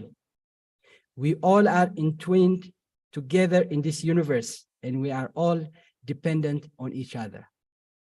Each one of us depend on the welfare of all. We must cultivate living in harmony together with mutual respect and understanding. Each and every one of us needs to practice and exert all our effort to be a peaceful person. We need to acknowledge that peace is only possible in the world when each and every one of us start to make peace within ourselves, families, and in our respective communities. Each of us needs to commit ourselves as best as we can to become non-violent and make a personal pledge for peace, social justice, compassion, and forgiveness, as highlighted by my beloved sister Saidun. We need to focus on what we can do in a practical term to change things we can change and be the positive change we want to see in the world. Let us be the embodiment of the teaching of the Golden Rule. It's high time for all of us to walk the talk. May peace prevail in our mind, in our heart, in our family, in our community, in our respective country, throughout the world. May peace prevail on earth. May God bless you all.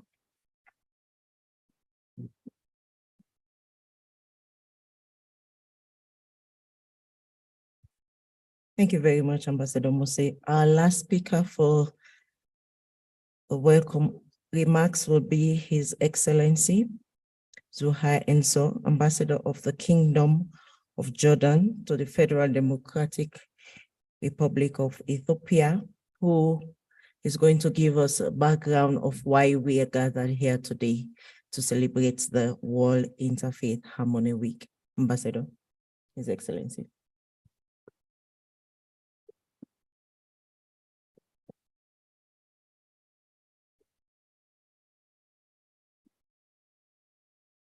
Bismillah ar-Rahman ar-Rahim.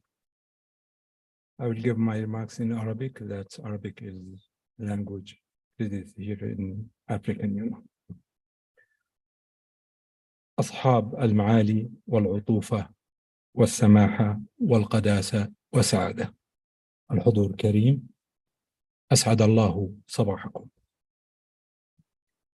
يشرفني أن أقف بين أيديكم اليوم للاحتفال بأسبوع الوئام العالمي بين الأديان، والذي يأتي في الأسبوع الأول من شهر شباط فبراير من كل عام، بعدما تم إقراره بالإجماع في الدورة 56 للأمم المتحدة في العام 2010، وباقتراح من جلالة الملك عبد الله الثاني بن حسين حفظه الله ورعاه ملك المملكة الأردنية الهاشمية، والذي يعتبر حاليا عرفا في عديد من الدول حول العالم.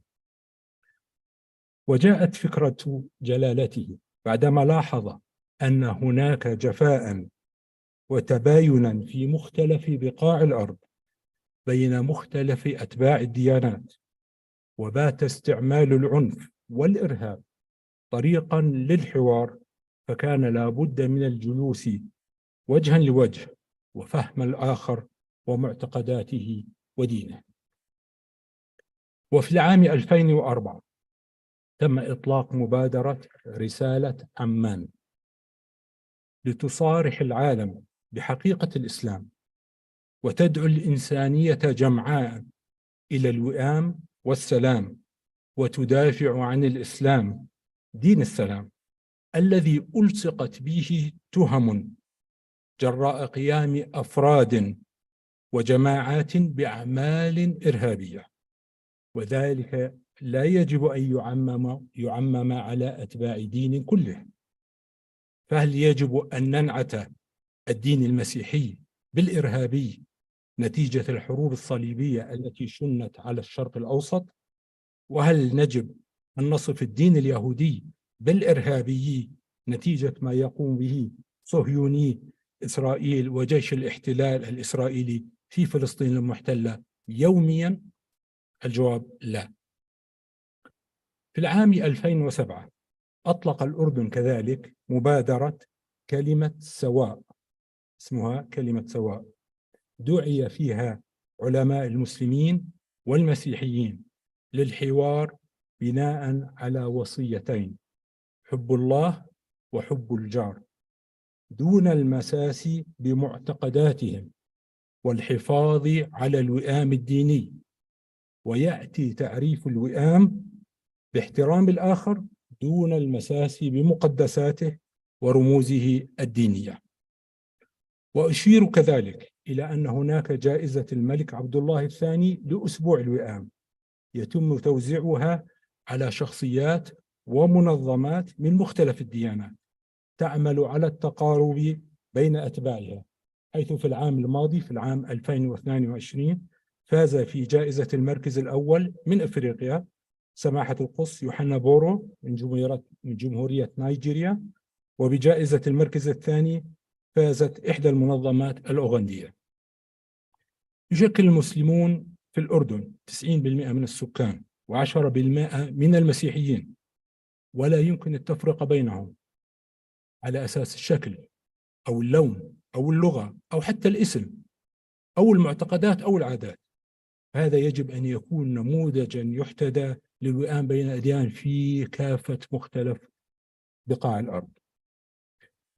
لقد ناصر مسيحيو الأردن الجيوش الإسلامية منذ مئات السنين في بداية الفتوحات الإسلامية، وأصبحوا إخوة لهم، وحافظ المسلمون كذلك على تلك الأخوة، وأصبح المجتمع الأردني نموذجا مثاليا قائما إلى اليوم، منطلقا من مبدأ الدين لله والوطن للجميع. في النهاية ندعو من خلالكم إلى تثبيت التفاهم والوئام بين مختلف الأديان السماوية وغير السماوية وفي مختلف بقاع الأرض، والعمل على إزالة البغض. وأقدس عمل يتم في هذا المجال إنهاء الاحتلال في كافة بقاع الدنيا، وأبغض احتلال والاحتلال الإسرائيلي الذي ما زال قائم منذ أكثر من 75 عاما، وفي مدينة القدس الشريف بالذات التي تحتوي مقدسات للديانات السماوية الثلاث الإسلامية والمسيحية واليهودية تدنس يوميا. وفي هذه الساعة نحن متأكدون أنها تدنس من قبل عسكر الاحتلال الإسرائيلي. كل التوفيق في لقائكم هذا، والسلام عليكم ورحمة الله وبركاته.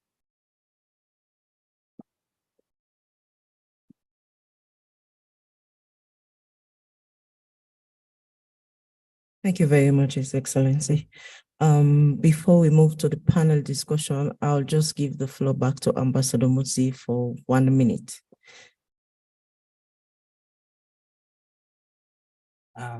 Please kindly allow me to recognize the presence of His Excellency Dr. Ndale, the Ombudsman of Ethiopia, who is also representing the African Ombudsman's Association. Your Excellency is there. Please, let's recognize him. Thank you. Also allow me to recognize the presence of the Global Council members, staff, coordinators from Africa for United Religions Initiative. Thank you.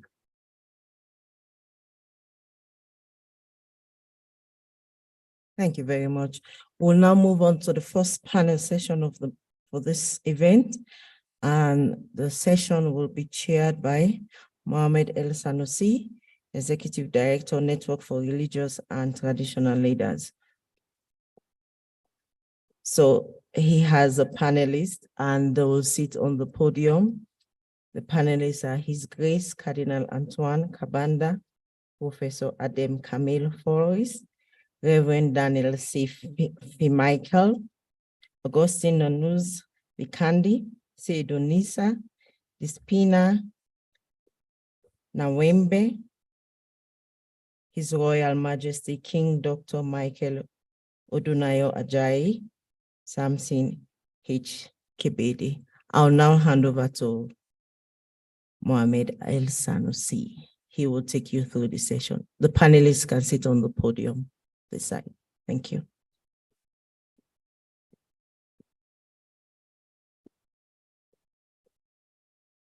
Thank you so much. Well, thank you. Let's give a round of applause here to our MC. Since morning, she's doing a wonderful job. Thank you so much.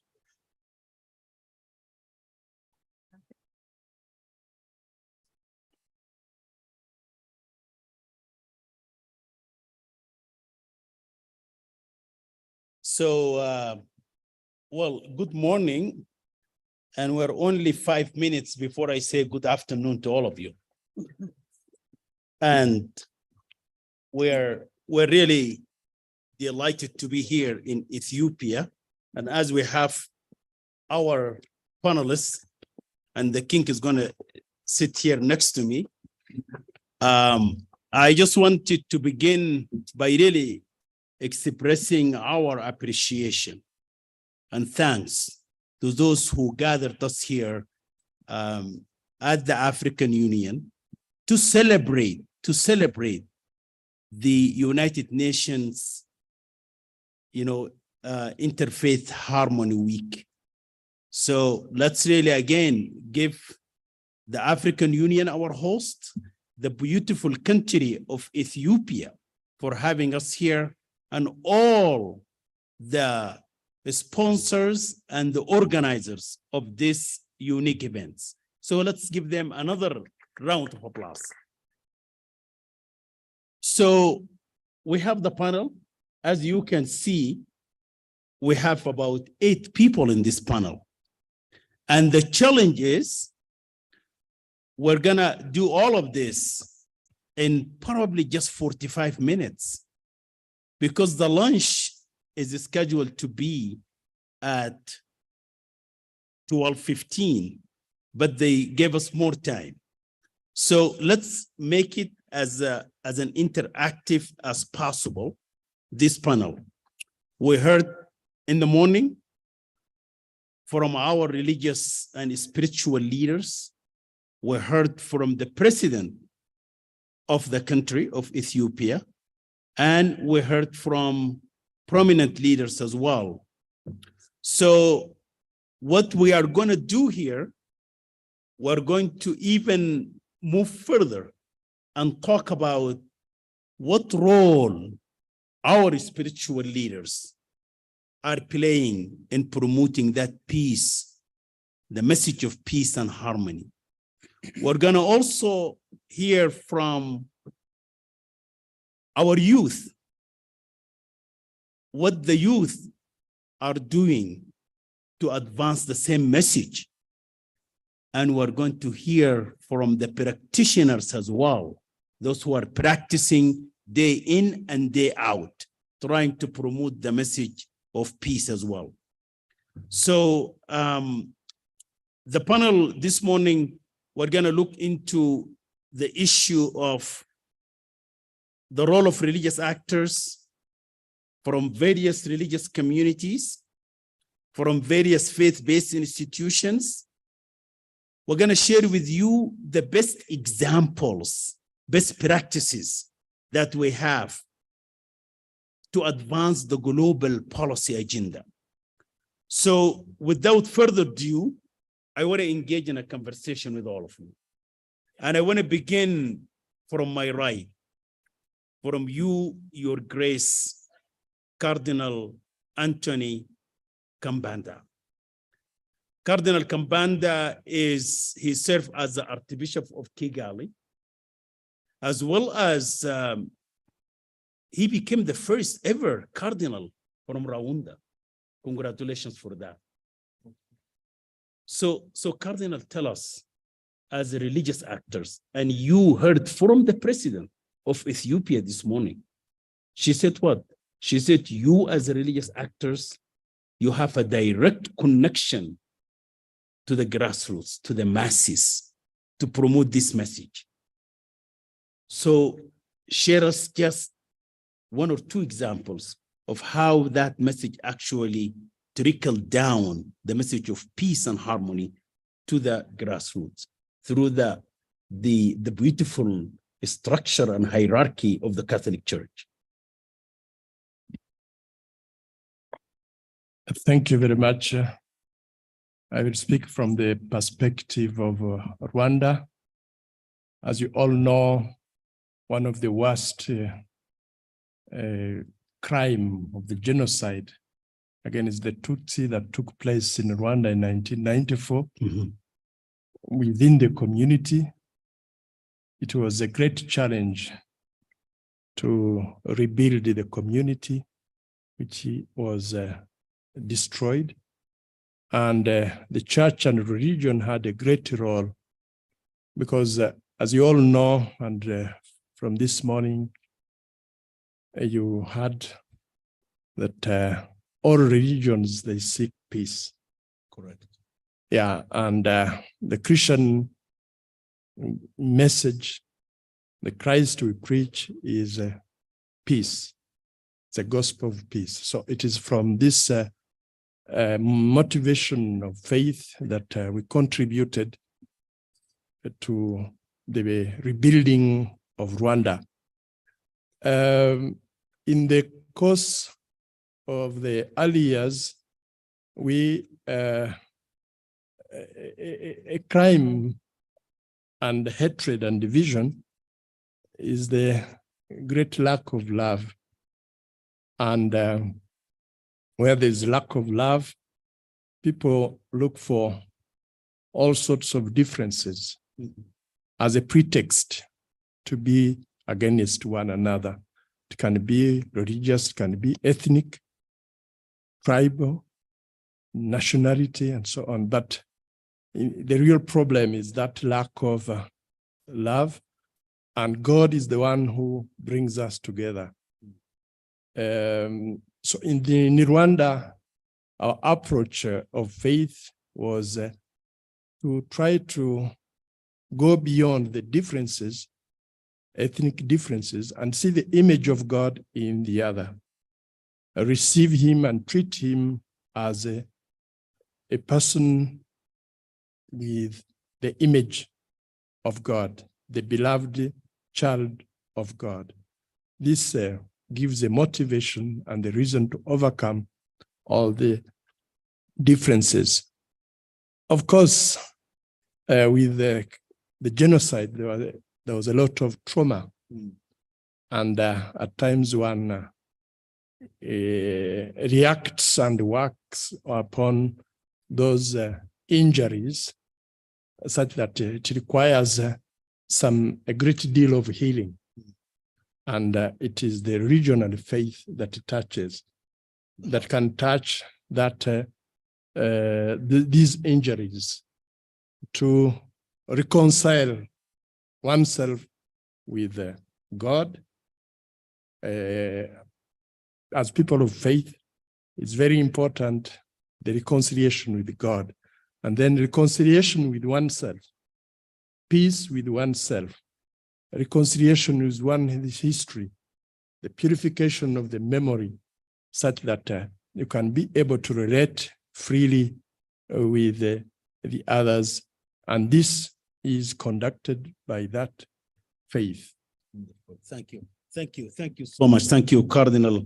And you really went deep to talk about the spirituality as well and the purification of the heart, which is really something that's very critical. I want to move on to you, my sister Despina. And Sister Despina Nampe is the Great Lake, it's the Great Lake regional coordinator for the United Religions Initiative. She's a community organizer, trainer, and mentor in organizational development and peace work. So you have a big job to do, my sister. Thank you. And we really appreciate what URI is doing. Thank you. In the Lake region and around the world. I want to ask you just a quick question. Give us a practical example that you do in the community in terms of advancing peace and in harmony as we celebrate this week. Thank you so much. Actually, when His Excellency from Jordan was talking about the group that won in Uganda, I was one of the first people who actually heard the news, and I saw their excitement as they received the news. The work I do is basically to coordinate grassroots efforts of the URI. URI brings together people of different religious denominations, spiritual expressions, and indigenous traditions. It's usually unheard of for communities to also bring in the minority faiths. URI goes further to bring everybody on board. So what I do is basically to make sure that those groups have equal space for participation, and those grassroots efforts feed into the national agenda. And we have supportive hands with our leadership. Ambassador Musi has been such a great leader. And then we have partners that also partner with us. When you hear of Ali Mustafa and all these other people, they support those efforts in the way we do them and how we bring grassroots voices to the policy agenda. Because what I know in my view is that what is done at the grassroots should feed into what is discussed at the policy. Otherwise, the policy lacks what to put together as instruments that affect the people. The people that need these policies are the ones at the grassroots. I remember a time when in Uganda there was the issue of the Lord's Resistance Army, in how the religious leaders decided to come together, and they were doing all the grassroots efforts, the conversations that were happening at the lower levels, and how they were making those efforts to move to the upper levels, but at the same time getting those policy agendas cascading down to the lower levels. And sometimes it's not so easy to get those out there and to make sure that people appreciate them. But we try so much to ensure that those grassroots voices have space somewhere. Thank you, Sister Despina. It's really, you are bringing a very important point, because we want the grassroots opinions to inform policymakers, so that when they shape policy, that they take into consideration the local context. And that's the URI is doing a wonderful job on this as a very inclusive organization. I'm just amazed with the diversity of this group. Thank you so much. I want to move to you, Your Royal Majesty, the King. His Royal Majesty is King Dr. Michael Ajay, is a king in southern west of Nigeria. And Nigeria, they're having a big days nowadays. There is the election going on. Yes. And His Majesty, the king, is bringing that perspective of traditional leader as well, and the role traditional leaders play. So that's why really this panel is really quite unique, that you will have perspective from religious actors and also have traditional actors here. So Your Majesty, enlighten us what you do day in and day out in advancing peace and harmony. All right. Thank you very much, and good afternoon to everybody. I will take you back to 180 years ago when Karl Marx said religion is the opium of the masses. This particular saying appeared to be unconventional, but if you look at what is going on right now in the world, you will see that a lot of religious leaders are deliberately taking advantage of the control over people to make them do what ideally shouldn't be done. There is no religion that encourages violence. Every religion has one aspect in it that encourages peace. However, because of the peculiar needs of the leaders, in most cases, some have deliberately used this to incite their followers or to encourage them against other religions. I believe that there's only one God Almighty. And God must have a reason why He has allowed us to look different, to speak different languages, and to follow different religions. But there is only one God Almighty. If we understand that, then we appreciate the fact that there's no reason for any division if it is properly preached. As a traditional ruler, I'm both a spiritual and a physical leader, is a natural, so I'm head of the religion in my domain. In doing this, the simplest thing I've done is to bring together all the various religious leaders in a council that meets with me regularly. And whenever there is going to be an issue like this election that was coming up, we had a series of peace and security meetings to let them understand that in the community, we are all related to one another somehow. Even if you are a Muslim, a Christian, a traditionalist, everybody is one, still under the same rulership and would related one way or the other. And so the idea was to encourage them to avoid preaching inciting words, because this is what really causes the problem. And in a country like Nigeria, with over 200 million people, over 220 ethnic groups, diverse religious practices, it's easy for leaders to, say things and then encourage people to do the wrong thing. So I would say that religious leaders, first of all, should focus on the message and preach the good side of the message. Every time they want to preach the good side of the message, not preaching to incite. We had an election where a frontline candidate in Nigeria is a Muslim and then picked a Muslim running mate. Okay, and then we then had a situation whereby pastors in churches were calling this devilish and demonic, and then inciting their followers to work against that particular candidate. That is outside the realm of religion. Thank you, Your Majesty. Really, it's an amazing point you are making, and I'm very happy because you affirm what I do.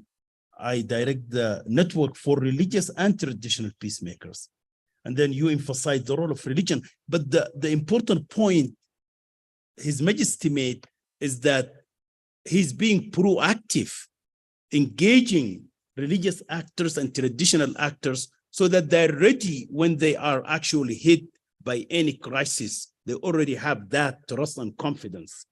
And that's really very important. I wanna go to the youth. So we heard spiritual leaders, religious leaders, we heard the voice from our sister here. So Samson is Akwe follow and the president-elect for the African Union Youth Assembly. Congratulations to you, Samson. He also served as the deputy country director of the International Youth Society. So I want to be candid with you, Samson. I mean, I know Akwe very well. You do a wonderful job. You just had your meeting in Doha just a couple of weeks ago. And you are trying to bring youth to all of these forums. Are you happy with the progress we're making to further involve youth? If you are not, tell us. Thank you, Dr. Mohammed. First, I would like to thank the organizers of this World Interfaith Harmony Week for inviting young people for this program, to take part in this program and to air out their concerns, what they have for in this Harmony Week. I think this should continue, and I hope also the World Youth Interfaith Forum is going to happen next. So when we talk about the young people, the youth population in Africa and also in my country, Ethiopia, is like 70% of the population is young people, and this has created a youth bulge. If we use this youth bulge as an opportunity, we can use it for good, and it can be disaster if we couldn't manage it wisely. Youth can be an instrument in making peace and in bringing peace, and they can be a primary tool. Now, as many young people are attached to their tradition, culture, and also religion in Africa, I think religion can be a primary tool to bring peace, to bring lasting peace. And Akwe, it's an acronym. A common word among the youth is an international and a global youth movement that brings together young people from different religious background, from different educational background in one platform to discuss on peaceful coexistence and living in harmony. We have been doing a lot of works in terms of engaging young people on interfaith and peace building programs worldwide. As you said last time, we have our forum in Qatar, in Doha, in February, and we have brought more than 70 young people in one platform to discuss about the interfaith program that has been done worldwide. So if I can talk about the interfaith programs that we are— Can I just ask you a question? Yeah. Can you single out one practical example that the Akwe and the youth they have done to advance interreligious collaboration or something of service-oriented? Yes, that's what I'm going to tell you now. Okay. I'm going to give you an example of Ethiopia. Okay. That we are doing. There is a program in Hawassa University that's 276 kilometers from the capital here. And we have created a project that's run by young people to bring young people from diverse background and diverse religious background together to come up with a solution for the ethnic tensions and religious tensions that has been raised in the universities in Ethiopia. Okay. So around 15 students have applied, and 3 of them were selected by the presidents of the university, so that it can be taken as a model for young people, to also to enhance dialogue between young people on interfaith and peace building. So this we have also chosen 15 youth ambassadors in Ethiopia, national youth ambassadors, who will go to give trainings all around the country to on peace building and also promoting dialogue between young people in Ethiopia. Thank you so much. And it's really critical that to have youth to go and give training. It's very important. Thank you for that. I want to go to you, Augustine, because Augustine, you also bring, you represent the intergovernmental institution, KAICIID. So that's a different dimension. But Augustine is an old friend of mine. We worked together. We were on the ground in Central African Republic, trying to push for peace as well. But currently, Augustine serves as a senior program manager for the African program at the International Dialogue Center, KC. Augustine previously worked as a human rights advisor for the Organization for Security and Cooperation in Europe. That's what is lovely called OSCE. So Augustine, KC, you involved in this and you're trying to support and bring that dimension of policymakers and religious actors. Any shining example you want to share with us? Sure. Thank you very much, Mohammed. It's a pleasure to see you here facilitating the panel. Just to touch again upon the importance of linking religious leaders with policymakers, bringing policymakers to the dialogue table. So just to give a bit of context about the organization, I'm representing KC Dialogue Center. It's an intergovernmental organization, as Mohammed just mentioned, where we have a dual governance structure. So we have on the one hand a council of parties. Currently, the membership composes of Kingdom of Saudi Arabia, Kingdom of Spain, Austria, and the Holy Seas as a founding observer. And we also have, on the other hand, a board of directors composed of 9 representatives of the major world faith traditions. So we have Hinduism, Judaism, Christianity, Islam, and Buddhism represented in that board. And through that dual governance structure, we have a approach by which we have access to government and government institutions and having a top-down approach. And also we have access to the grassroots through our religious representatives of our board of directors. And it's essentially very effective to have the opportunity and the ability to bring these two different parties into the conversation. So I'd like to provide a couple of examples of the kind of work that we've been engaging in. So just to mention briefly, Central African Republic, since we've worked there extensively with Mohammed. There we were supporting the Plateforme de Confession Religieuse Centrafricaine, which is the main interfaith platform with the Secretariat in Bangui and its offices, 16 antennae offices in the 16 prefectures across the country. The religious leaders of that platform have been signatories to all the peace accords of the country since the crisis erupted in 2013. And we support the operationalization of this platform towards promotion of peace in the Central African Republic.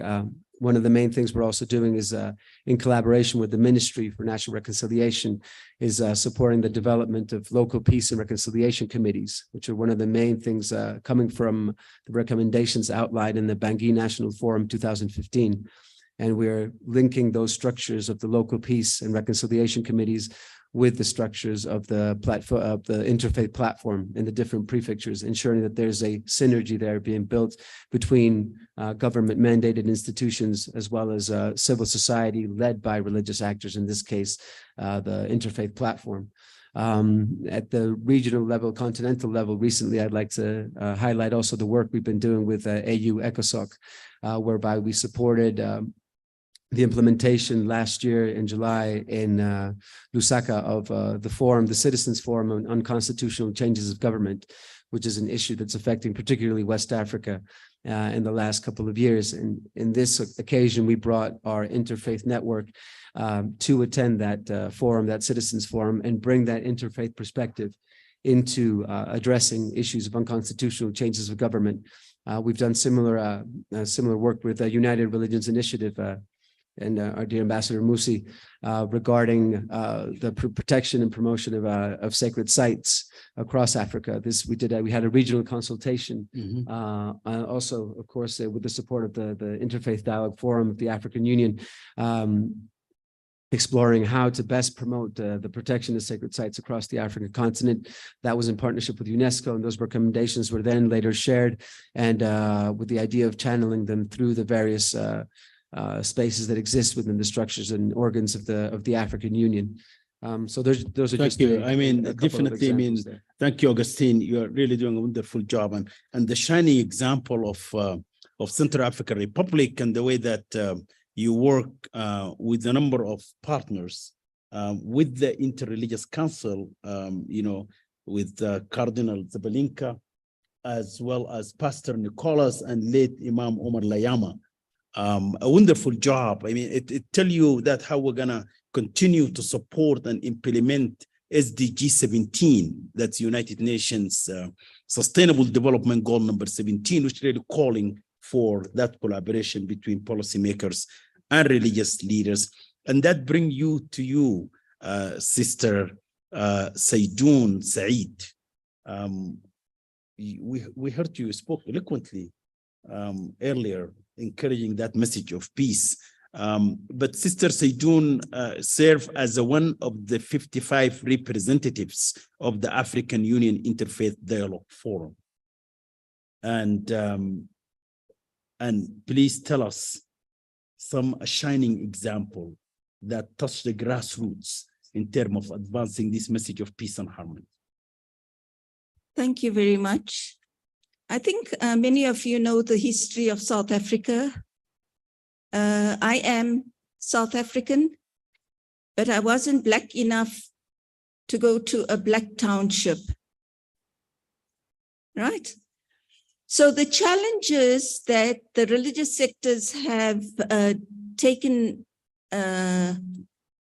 place in South Africa is that we stood up against the brutal country dynamics, the police force, etc.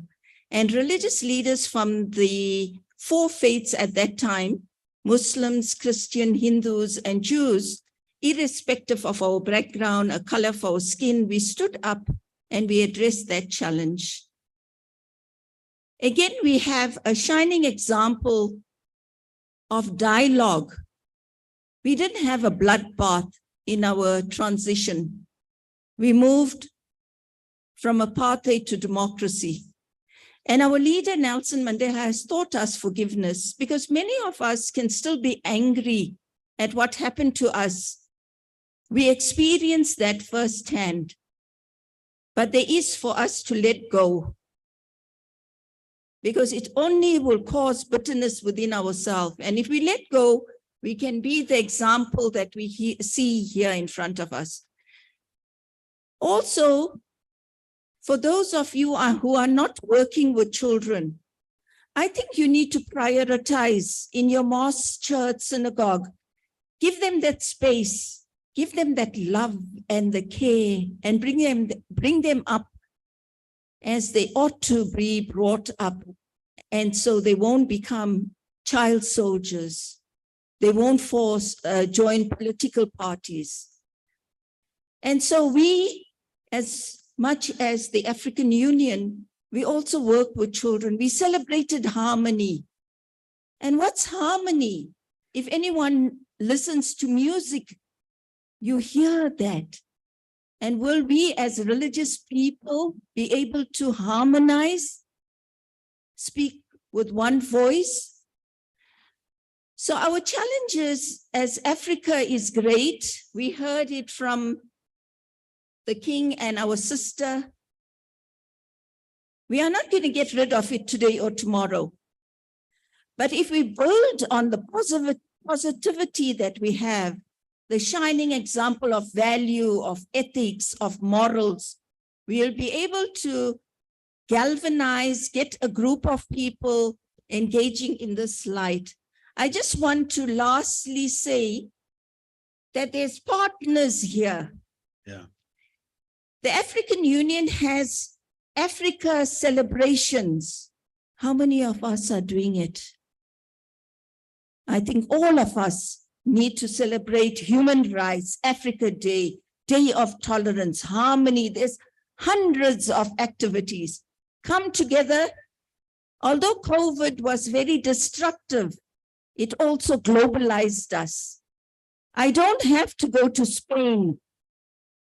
I can sit in the comfort of my home and I can join a conversation. Thank you, Sister. So let's do that. Thank you very much. Thank you, Sister Saydoun. Thank you so much. I'm very happy you brought the children into the conversation, and that makes my my brother, Dr. Mustafa Ali, very happy because he trying to work with children around the world. But you also brought something important. And I always say that, you know, in addition to the religious virtues that we have in Africa, we also have beautiful custom and traditions, local custom and tradition that we need to use to promote, you know, harmony and peace and security. So I really, you know, the custom always very critical for us because we have our own custom, which is really very critical. We need to use that. Reverend Daniel, I want to really to come to you and to tell us about what you do, specific examples on what you do as you serve as the head of the external relation of the Department of the Ethiopian Orthodox Tewahedo Church Department. So any specific examples you can enlighten all of us, please. Thank you so much. I would like to enlighten on providing some examples based on, you know, the general truths that Christianity in general and the Orthodox Church in particular, you know, these issues of harmony, peace, reconciliation, forgiveness, environment and development issues are vital doctrines of the Church and Christianity. They are the heart of Christian teachings, and everything comes based on these theologies, doctrines, canons, and daily practices. So all religious and Christian practices are based on these issues. And we can say that there is no Christianity, there is no religion without this aspect, without peacemaking, without harmony, without freedom. So in light of this, I would like to show a few examples. One historical example that we are in a week where we are celebrating the harmony. We are also celebrating the anti-colonial freedom fighting that Ethiopians have made 127 years ago in Adwa. After 2 days, we are going to celebrate the 127 years anniversary of this battle. So while I'm saying this because the Christians of our country have played a vital role in defending this human dignity in history. Saying this, our recent examples also, few examples, as you said, maybe you heard from news that there was an attempt of ethnicization of Christianity and division to break, our synodal structure. So the church have solved this problem, dealing with peacefully with the government and also with the faithful in a manner of dialogue, in a manner of mutual understanding, hoping that it will be a lasting solution. But, it is really a very huge struggle of the church to preserve the dignity of religion and in particular Christianity, not to be classified, not to be divided in ethnic norms or ethnic attitudes. So this is a fight that the church recently fought in 2 weeks, 3 weeks ago. So having said this, also the church involved in all aspects of dialogue, in formation of national interfaith dialogue, in the participation of conflict reducing. So these are some of the examples, if I could say. So by saying this, I would like also to affirm that the issue of religious role or religious institutions and faith leaders in preserving peace and harmony in our continent and also beyond our continent has to be recognized firmly. And I would like to encourage policymakers to really come and share this long-standing and living experience of the church, of religious institutions, which is a daily activity in the religious institutions and religious realm. Thank you. Thank you so much, Reverend Daniel. And your call is really critical. And I think the African Union here, Interfaith Forum, will definitely do that. I mean, that dialogue between policymaker makers and religious should continue. That's very critical, because that's going to help us to understand each other, or also bridge that gap. So before I go to our professor here, I want to turn to you. After the professor will speak, I always don't want to conclude the panel without at least listening from you, from the audience in this conversation. I mean, we can have maybe 2 or 3. If you have a specific question, prepare for that. I will recognize you to speak, and then we'll come back to the panel and we will conclude, and still will have enough time for lunch, because we need to be back here at 1:30. So I want to make up the time, right? We lost time earlier. Now, and you can put your interpretation equipment, because I'm going to ask the question in Arabic and the professor will answer in Arabic. So I'm giving you a 30-second, 10-second warning for that.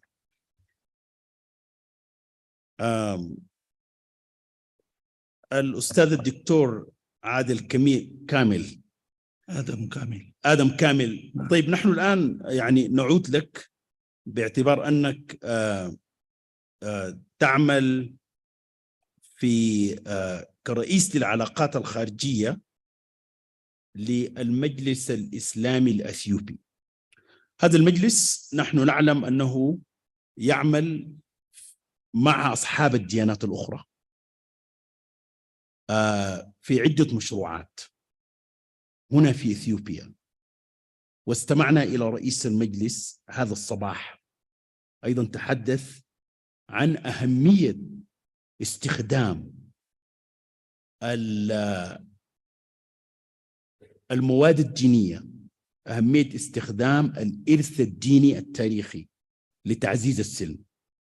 تحدث عن ذلك وقال بشكل واضح أن كل الأديان تدعو إلى السلام، فلذلك لابد نحن أن نعمل مع بعض، معنا بعضا ببعض، حتى أنه يعني نرفع من قدر هذه القيم الدينية.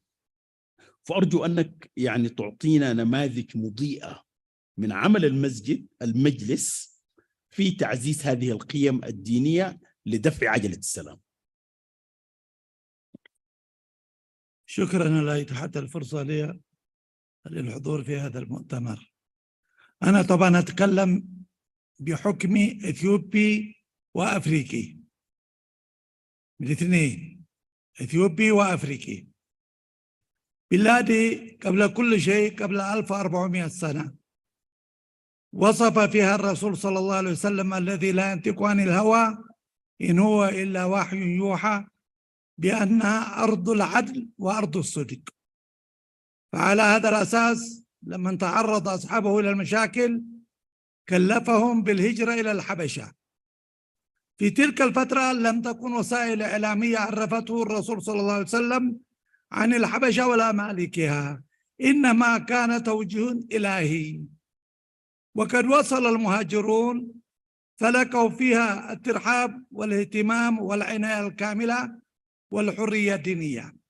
إذن مبدئيا إن نحن نعقد الاجتماع هذا في أرض الصدق وفي أرض العدل. لو توفر العدل والحق في العالم لما تحركت ولا لما تعرضت الأمم إلى الحروب وإلى المشاكل الاقتصادية والاجتماعية والهجرة. لكن عدم توفر الصدق والعدل هو السبب في مشاكل الأمة في العالم كله. هذه ناحية. النقطة الثانية في الحوار الذي دار في البلاط النجاشي بين مندوب قريش عمرو بن العاص والذي يسمى داعية العرب ووزير خارجية قريش في تلك الفترة، وبين مندوب المهاجرين.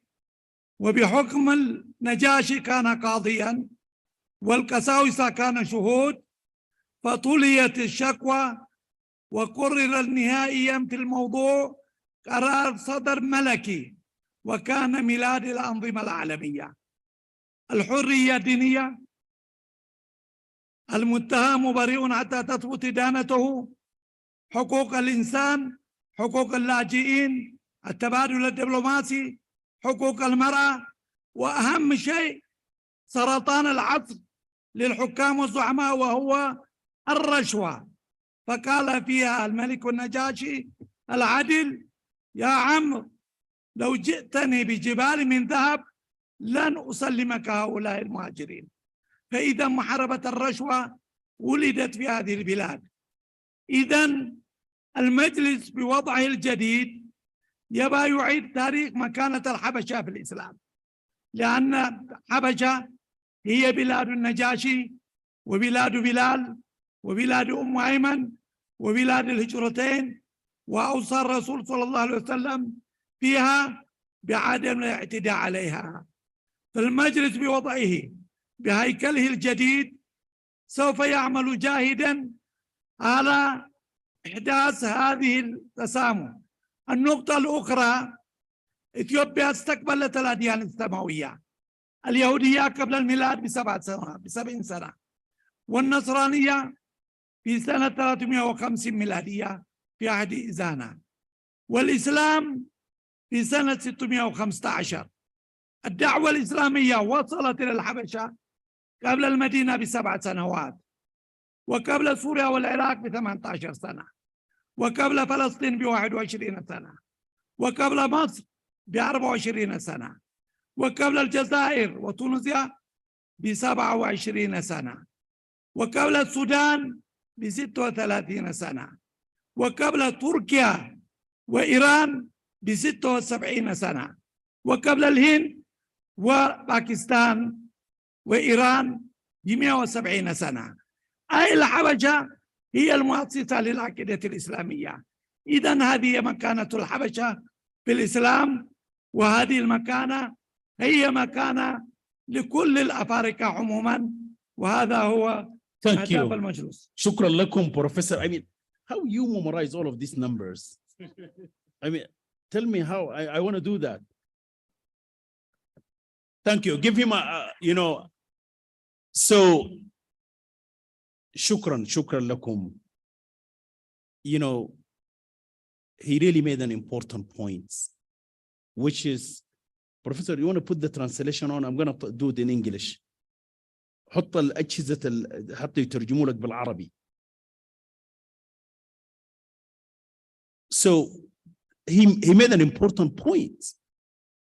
He said the King Nagas welcomed the Muslims 1400 years ago to this land.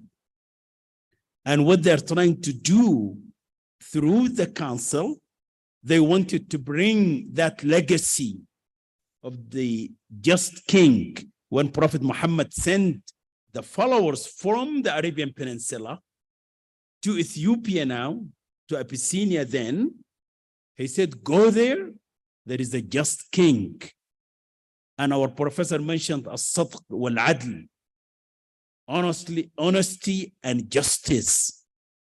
And he said, the new council of the Islamic Council of Ethiopia, trying to embody what happened 14 years ago, to work with everyone to bring that peace and justice. Thank you so much. We really appreciate it. Do you have burning question or comment from the audience before I come to the panel to conclude? All right. It seems that there is no. I see there is one there. Any sister? I would like to, because any sister in the audience raising hand to be recognized first. Yes, you have the floor.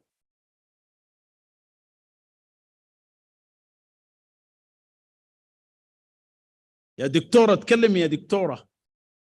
وعليكم السلام. We can hear you well. It's not clear. Try another mic.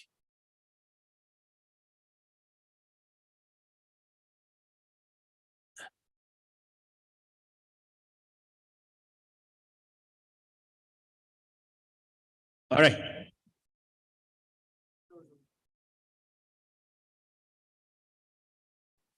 Okay, try again.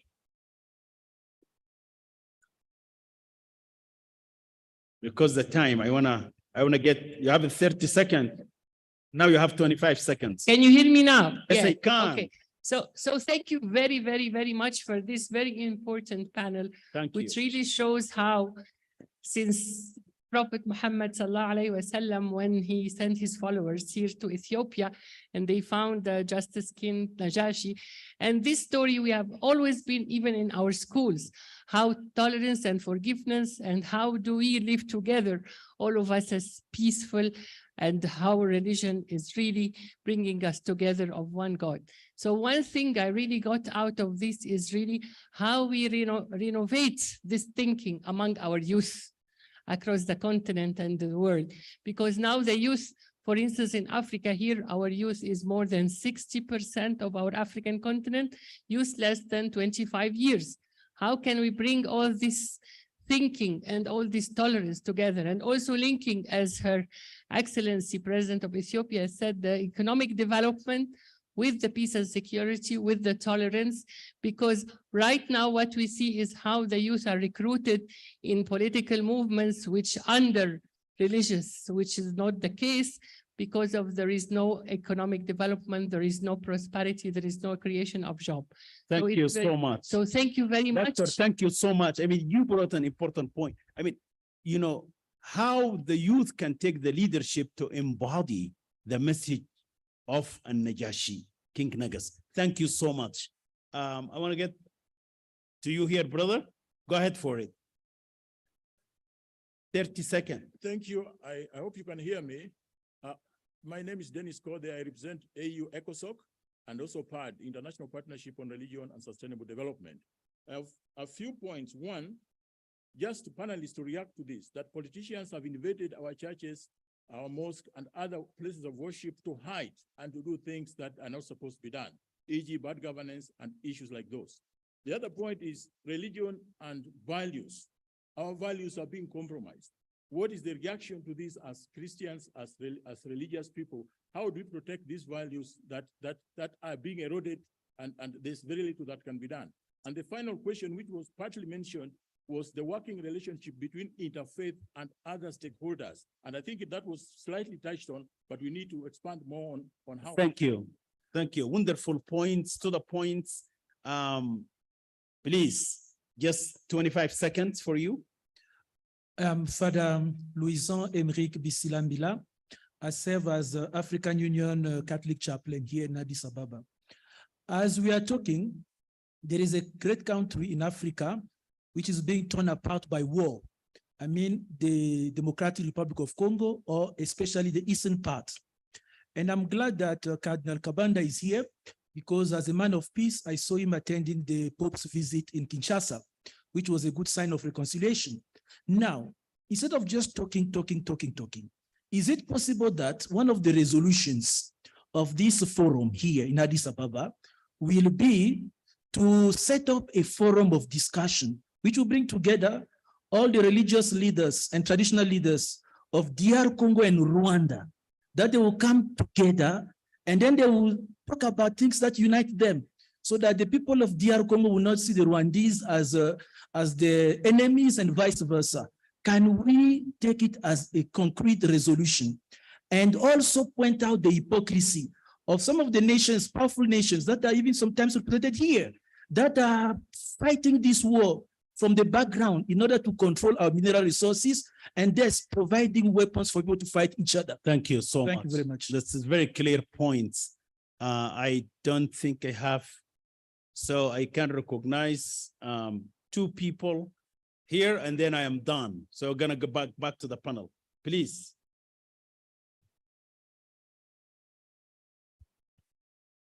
شكرا لما بذلتم، لما أعطيتموني الفرصة. الإثيوبيين الاثنين من الجهتين تكلموا تاريخ إثيوبيا، بل هي تاريخ أفريقيا. في العصر القديم تكلم عن النجاشي بروفيسور آدم كامل. قصة النجاشي هي مفخرة لإثيوبيا أولا، ثم لأفريقيا ثانيا. والأخير ثالثا تكلم عن القصة الحديثة التي هو عدوى دل، ممكن بعد الأيام سوف نفتخر فيها. وهذان القصتان الأخيرة هذه خاصة العدوى شارك فيها المسلمون والمسيحيون فيها بوحدتهم. التوحيد والوحدة يأتي بتاريخ قبيل مثل هذا التاريخ العصر الذي تفتخر به الأمة لوحدتنا ولجميعنا. لكن أنا عندي سؤال: هل نحن أصحاب الديانات أو رؤساء الديانات نحن متمسكون بديننا ورسالتنا الذي أرسلنا بها إلى هذه الأرض؟ نحن أرسلنا لنعبد الله وحده ثم نعمر هذه الأرض بالأمن والسلام ونعمره ونستفيد فيه. لكن بدلا من أن نربط الخالق مخلوق بالخالق، نحن فيما بيننا فيه اختلافات ولم نتمسك بهذه الرسالة السماوية. فعلينا أن نعود إلى أنفسنا ونسأل هل نحن القياديون قمنا بما نحن أرسلنا لأجله؟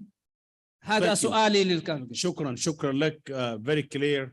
وضحت الفكرة تماما. أخي, yes, you have 30 seconds, please. Thank you so much. My name is Dr.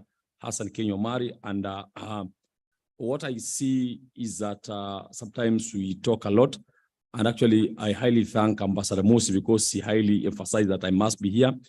And it's because of what we have tried to do using the media, Interfaith newspaper, to show people what we can do in Africa.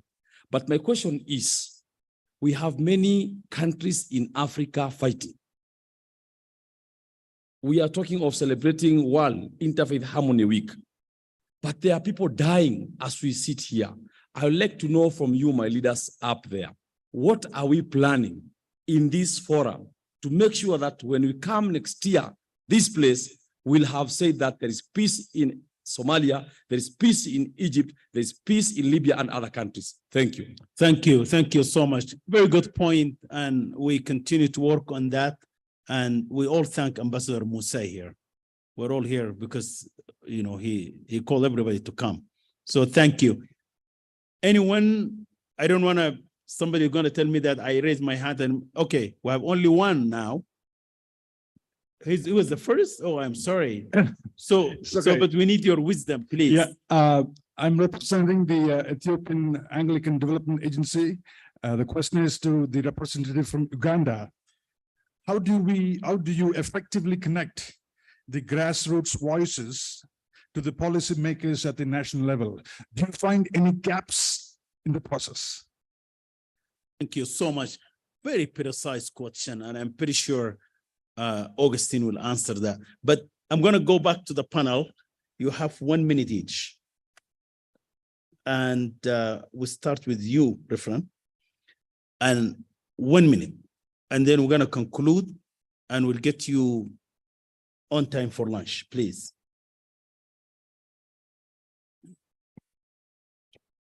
Well, in 1 minute, I would like to conclude on the issue of violence and religion. And there is no religious violence which is based on religious truths and scriptures. And violence has no religion.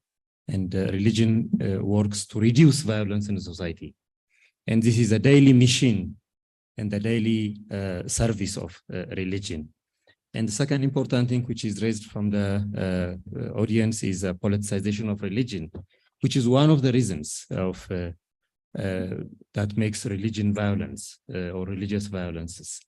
So we should stand together because we have a similar and the same ideologies on the issues of peace, harmony, dialogue, reconciliation and forgiveness, and transcendency of these issues in the divine realm. Thank you. Thank you so much. World War II was fought to address World War I. And subsequent to that, we had Cold War, Berlin blockade, we had the invasions, and we have violence all over, all the time.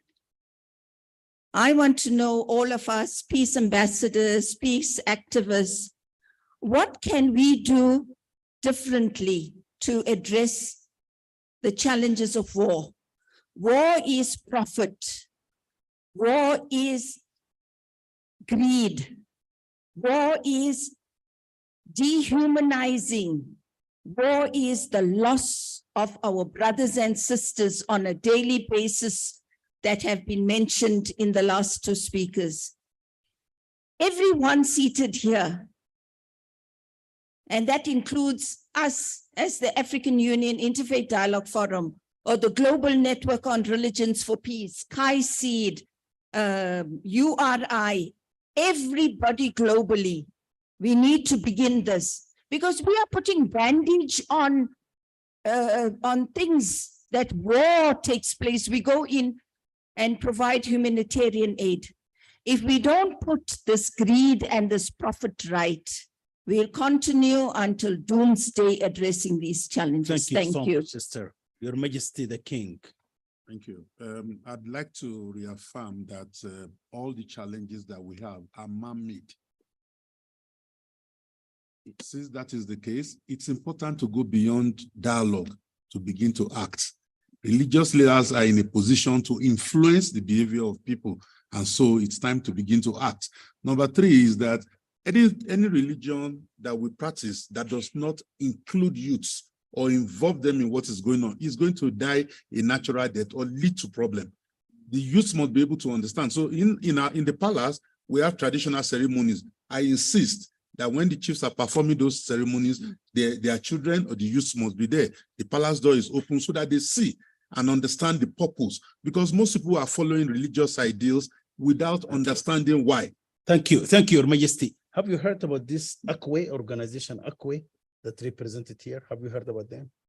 Okay, so the Akwe leadership they're empowering youth. So I would encourage them to have a bilateral meeting with you. All right. So I made it from the stage, Akwe. So we'll do that. Cardinal, I want to come to you. Thank you. I think that one of the causes of the conflict and violence is the lack of knowledge of the other. When you know and acknowledge the other and the values, then you overcome the fear and suspect. Then you can come into dialogue. And the ecumenical principle, we in the interfaith dialogue and peace building is a collaboration, what we have in common. I was impressed to hear from the golden rule. From all religion, we all agree that you need to do to others what you'd like others to do, and it's from all religions. So when we come to this knowledge of one another, and we have got a common ground and common values, we collaborate based on those, respecting our differences and love in all, especially here as religious people, a common prayer for peace. And that's one of the initiatives that we do in the Great Lakes, given the great challenge that we have. And you find the grassroots people,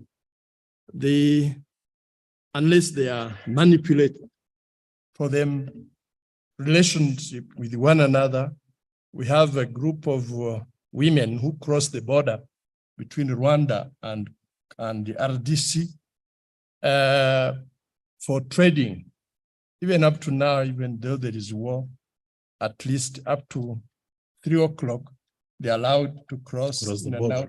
They need one another. They overcome the fear of one another because they value one another. And you overcome that fear only by knowing one another. Yeah. And I really, here I want to just really, Cardinal, to mention, His Holiness Pope Francis. When he visited Central African Republic, all the international community tell him, don't go to Kar, don't go to Bangui, don't go to PK5. That's where the majority of Muslims are. If you go there, it is dangerous. But he said what? He said, faith over fear, the Holy Father. And went to PK5 and met with Imam Ahmed al-Tijani, the Imam of the Central Mosque of Bangui, and took the Imam in his car. And they went to the school where the internally displaced people. Today, when I go to Bangui, Pope Francis is very popular.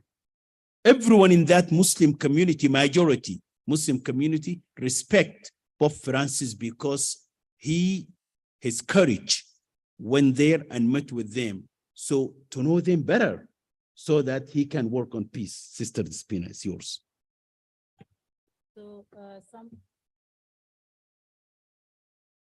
someone asked me whether there are any gaps or challenges with connecting the grassroots with the policy. And I say, yes, there are good things that happen because we work with different leaders at the different levels, then also to the members of parliament to ensure that there is policy around what we are doing. But the challenge actually comes from sometimes the very religious leaders and how sometimes once they get emoluments, they forget about the injustices that happen to the grassroots. And such emoluments can be like maybe cars, executive cars or something like that. So I think one thing that we need to look at in this forum is how do we take audit of those who have values? Somebody was talking about values, somebody asked about that. They may be even religious actors, and I know religious actors here who are not even religious leaders, but the community views them differently and they see them as people who value them and who are able to speak their issues right to the top. So how do we take audit and have that special team that, for example, can have a conversation on what is happening in the DR Congo? I work there as well, and I know the issues there are really so appalling. How can we have that special group of people that we trust and that the community is able to trust that can work in tandem with their issues and be able to represent them well? Thank you so much, Sister Despina. August, there was a clear question to you about policymakers and grassroots and religious actors. Yes, thank you, Mohammed. Just I would just say, one of the reasons for being of CAICID is to prevent the instrumentalization of religion to justify violence, and to take that back to the policy realm.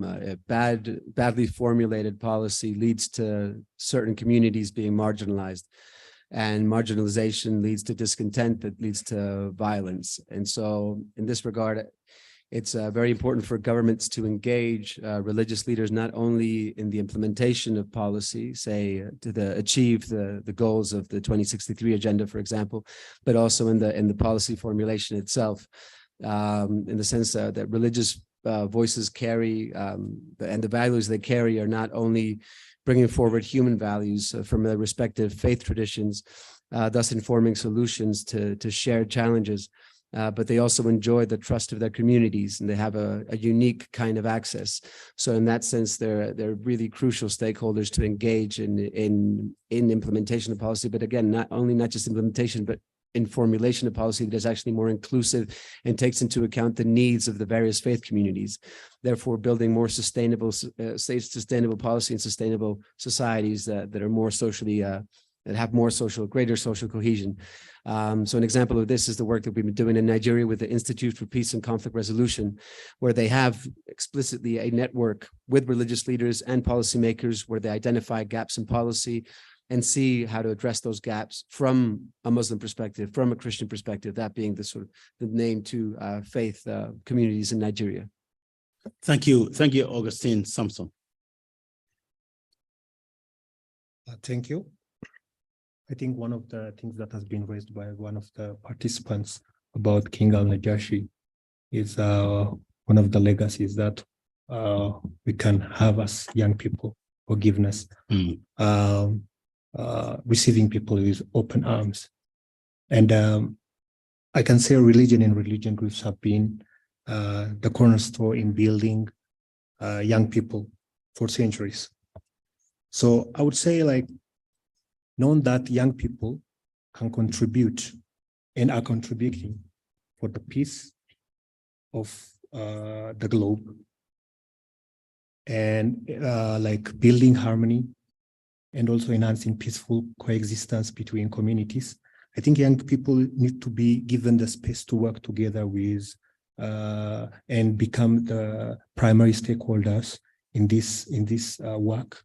And they have to be given the space to work together with all of you. and also deliver local actions from grassroots levels. And young people should be supported in all levels, in all aspects. Thank you. Thank you so much. Said Dr. Adam, مسك الختام منك. مسك الختام. والله مسك الختام أنا طبعا أتحدث في كاحة الاتحاد الأفريقي. نعم.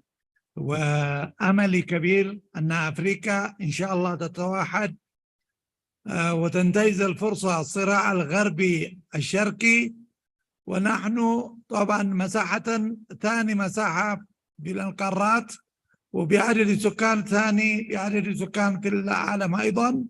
إذن الأفارقة لازم أن يتحدوا ويزيلوا الخلافات ويركزوا على التنمية الاقتصادية ومحاربة الفقر والتخلف والهجرة الشرعية وغير الشرعية. فأفريقيا لازم تكون موحدة مهما كلف الثمن، ونحن نعيش في القرن ال21. الجيل الجديد لابد أن يعود إلى معرفة تاريخه، ولإثيوبيا طبعا بصمات. عندما تأسس الاتحاد الأفريقي سنة 1963 كان لها بصمات، وعندما تأسست الأمم المتحدة سنة 1945 كان لها بصمات. وإثيوبيا جاهزة أن تقف بجوار إخوانها الأفارقة لتوحيد الصفوف والعمل معا. وشكرا، وأتمنى أن ننجح بخطواتنا موحدين وبقيادة الأئمة والقساوسة والهيئات الدينية. وكما ذكر الشيخ سلطان أن الهيئات الدينية لازم تكون مثال للجيل الجديد في الوعي والتوعية ووحدة الصفوف وتحقيق السلام والأمن وتحقيق الأمن في البلاد. Thank you. Thank you so much, Professor. شكرا لكم. Please join me to give a warm, round of applause to this panel. As well as, before I conclude, as we say that if you don't express gratitude to people, you don't express thanks and gratitude to the Almighty God. So let's express our gratitude and appreciation and thanks to those who are behind the scene, put this forum together. A lot of people. So with that, there is a break, the good news, for lunch and prayer for those who are praying and practicing. So there is a break, and then we'll be back here, Ambassador Muse. What time? The program says 1:30. Okay, so we'll come here as soon as possible. Let's put it this way. Thank you so much. All right, Your Majesty.